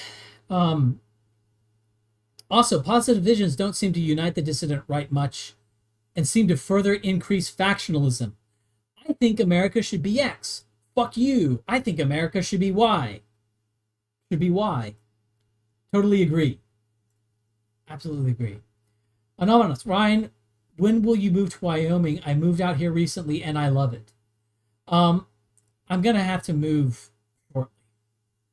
Because my cynic here is drying up where I am. But yeah. I'm actually going to be kind of forced to move from where I am. $2 from Genocidio. I am from Balkans, and people here are apathetic. They don't believe in anything, any causes at all. And here, I mean about rule of law. Okay, that goes a bit beyond be irreligious, what you're talking about. I mean, against rule of law, meritocracy, fairness, appearance, or anything. It's hard for me to think quasi-Westerners are merely insane. Well, it seems to me that you're dealing with people that are like systemically depressed as opposed to non-socialized. Because unsocialized people, they're not depressed. They just, they're just interested in things other than kind of grand, abstract causes. They're interested in like their lives. They're interested in, working on their car or building something cool, or it sounds to me like when you talk about Balkan people that they're just kind of depressed, which I think I have an idea of why that might be. There seem to be environmental reasons, at least it seems to me from way outside, that there could be environmental reasons for them being depressed, but I don't want to comment too much.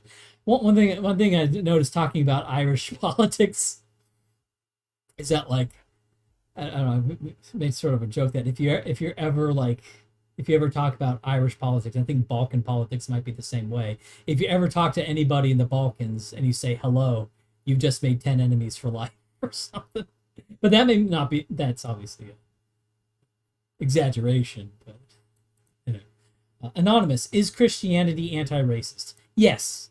Not. But the thing is, that's same with the anti-nationalism. That's not like the core message of Christianity. The core message of Christianity is Jesus died for your sins, and depending on the flavor, you either have to do good things to get into heaven, or just accepting Jesus alone is enough. Whatever. It's not the central thing. I went over that with same with Marxism and anti-nationalism. Marxism is like Christianity in that it's anti-nationalist, but that's not the core message of Marxism. The core message of Marxism is centered around labor and exploitation and the inevitable stateless communist society. Would Greco-Roman paganism be preferred according to you, and why? Maybe. The thing is, Greco-Roman paganism is kind of irreligiosity. Because my understanding is that Greco-Roman paganism, but even though they believed in those gods, they didn't ascribe moral authority to those gods. So they still would end up having religions, and those religions would be what were called the philosophies. So with Greco-Roman paganism, like, that's not that important to me because that's not the religion, right? That's just belief in ghosts, basically. That's just belief in spirits and non-corporeal beings. That's not important. So basically, like, so the important corollary to that would be, what else? Like, what's okay? Greco-Roman paganism, okay. But what's the religion, right? Yeah, depends on the Greco-Roman pagans, okay, but also Marxists. No, that would be worse. So anyway, okay, so here's some things that I wanted to talk about. I had more energy before I started the stream, but so I've thought about like practical activism, practicable activism, and here's something that I've thought about. Okay. On YouTube, there are a bunch of pirate streams of sporting events, in particular college football. NFL games, now they get the ban hammer way too quickly, but there's a whole bunch of pirate streamed college football games, and the channels, they actually stay up for quite a while. You know, they get taken down eventually, but they stay up for quite a while. So now, of course, it's more difficult to make a YouTube channel than it was in the past. You need like I think you need burner phones at this point. But now I never had to give Google my number because my account is ancient.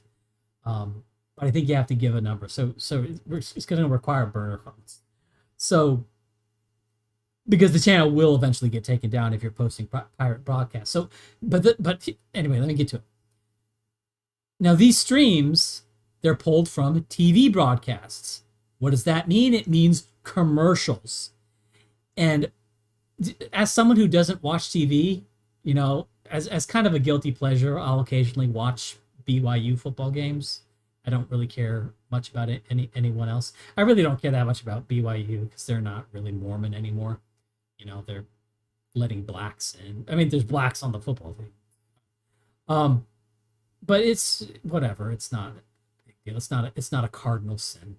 But these broadcasts have a ton of commercials, and nobody likes or cares about commercials. Here's my thinking. Why don't we host these pirate streams, but then run our own commercials, right? Why don't we, and by me, you know, kind of to a large extent, I make a bunch of content to fill out the commercial slots, right? Then we set up the pirate streams, and then we basically have those commercials sort of on tap in OBS, and people have to learn about. It's not that complicated. You just have different media sources, and when a commercial is playing, you just overlay and set as a higher priority the thing you want to play as the commercial is playing, right? So, you know, and these streams, these pirate streams, they'll pull anywhere from like 1,000 to like some of the bigger games, the big SEC games, they'll pull like, you know, over 10,000 views each live. And what's great about this is that these are the normiest of normies. Like, these are people who watch sports ball. This is like as normie as you can get. Right? It's not shit libs, because shit libs tend not to be that interested in hand egg. And of course, it's not like quote what people call the far right, or, you know, I hate that term, but what people call the far right aren't interested in hand egg, because basically at this point it's just a Negro circus, right? So the far right's not interested in it. Shit libs aren't interested in it. Who's watching it is like normies, the normiest of the normies. Watch it.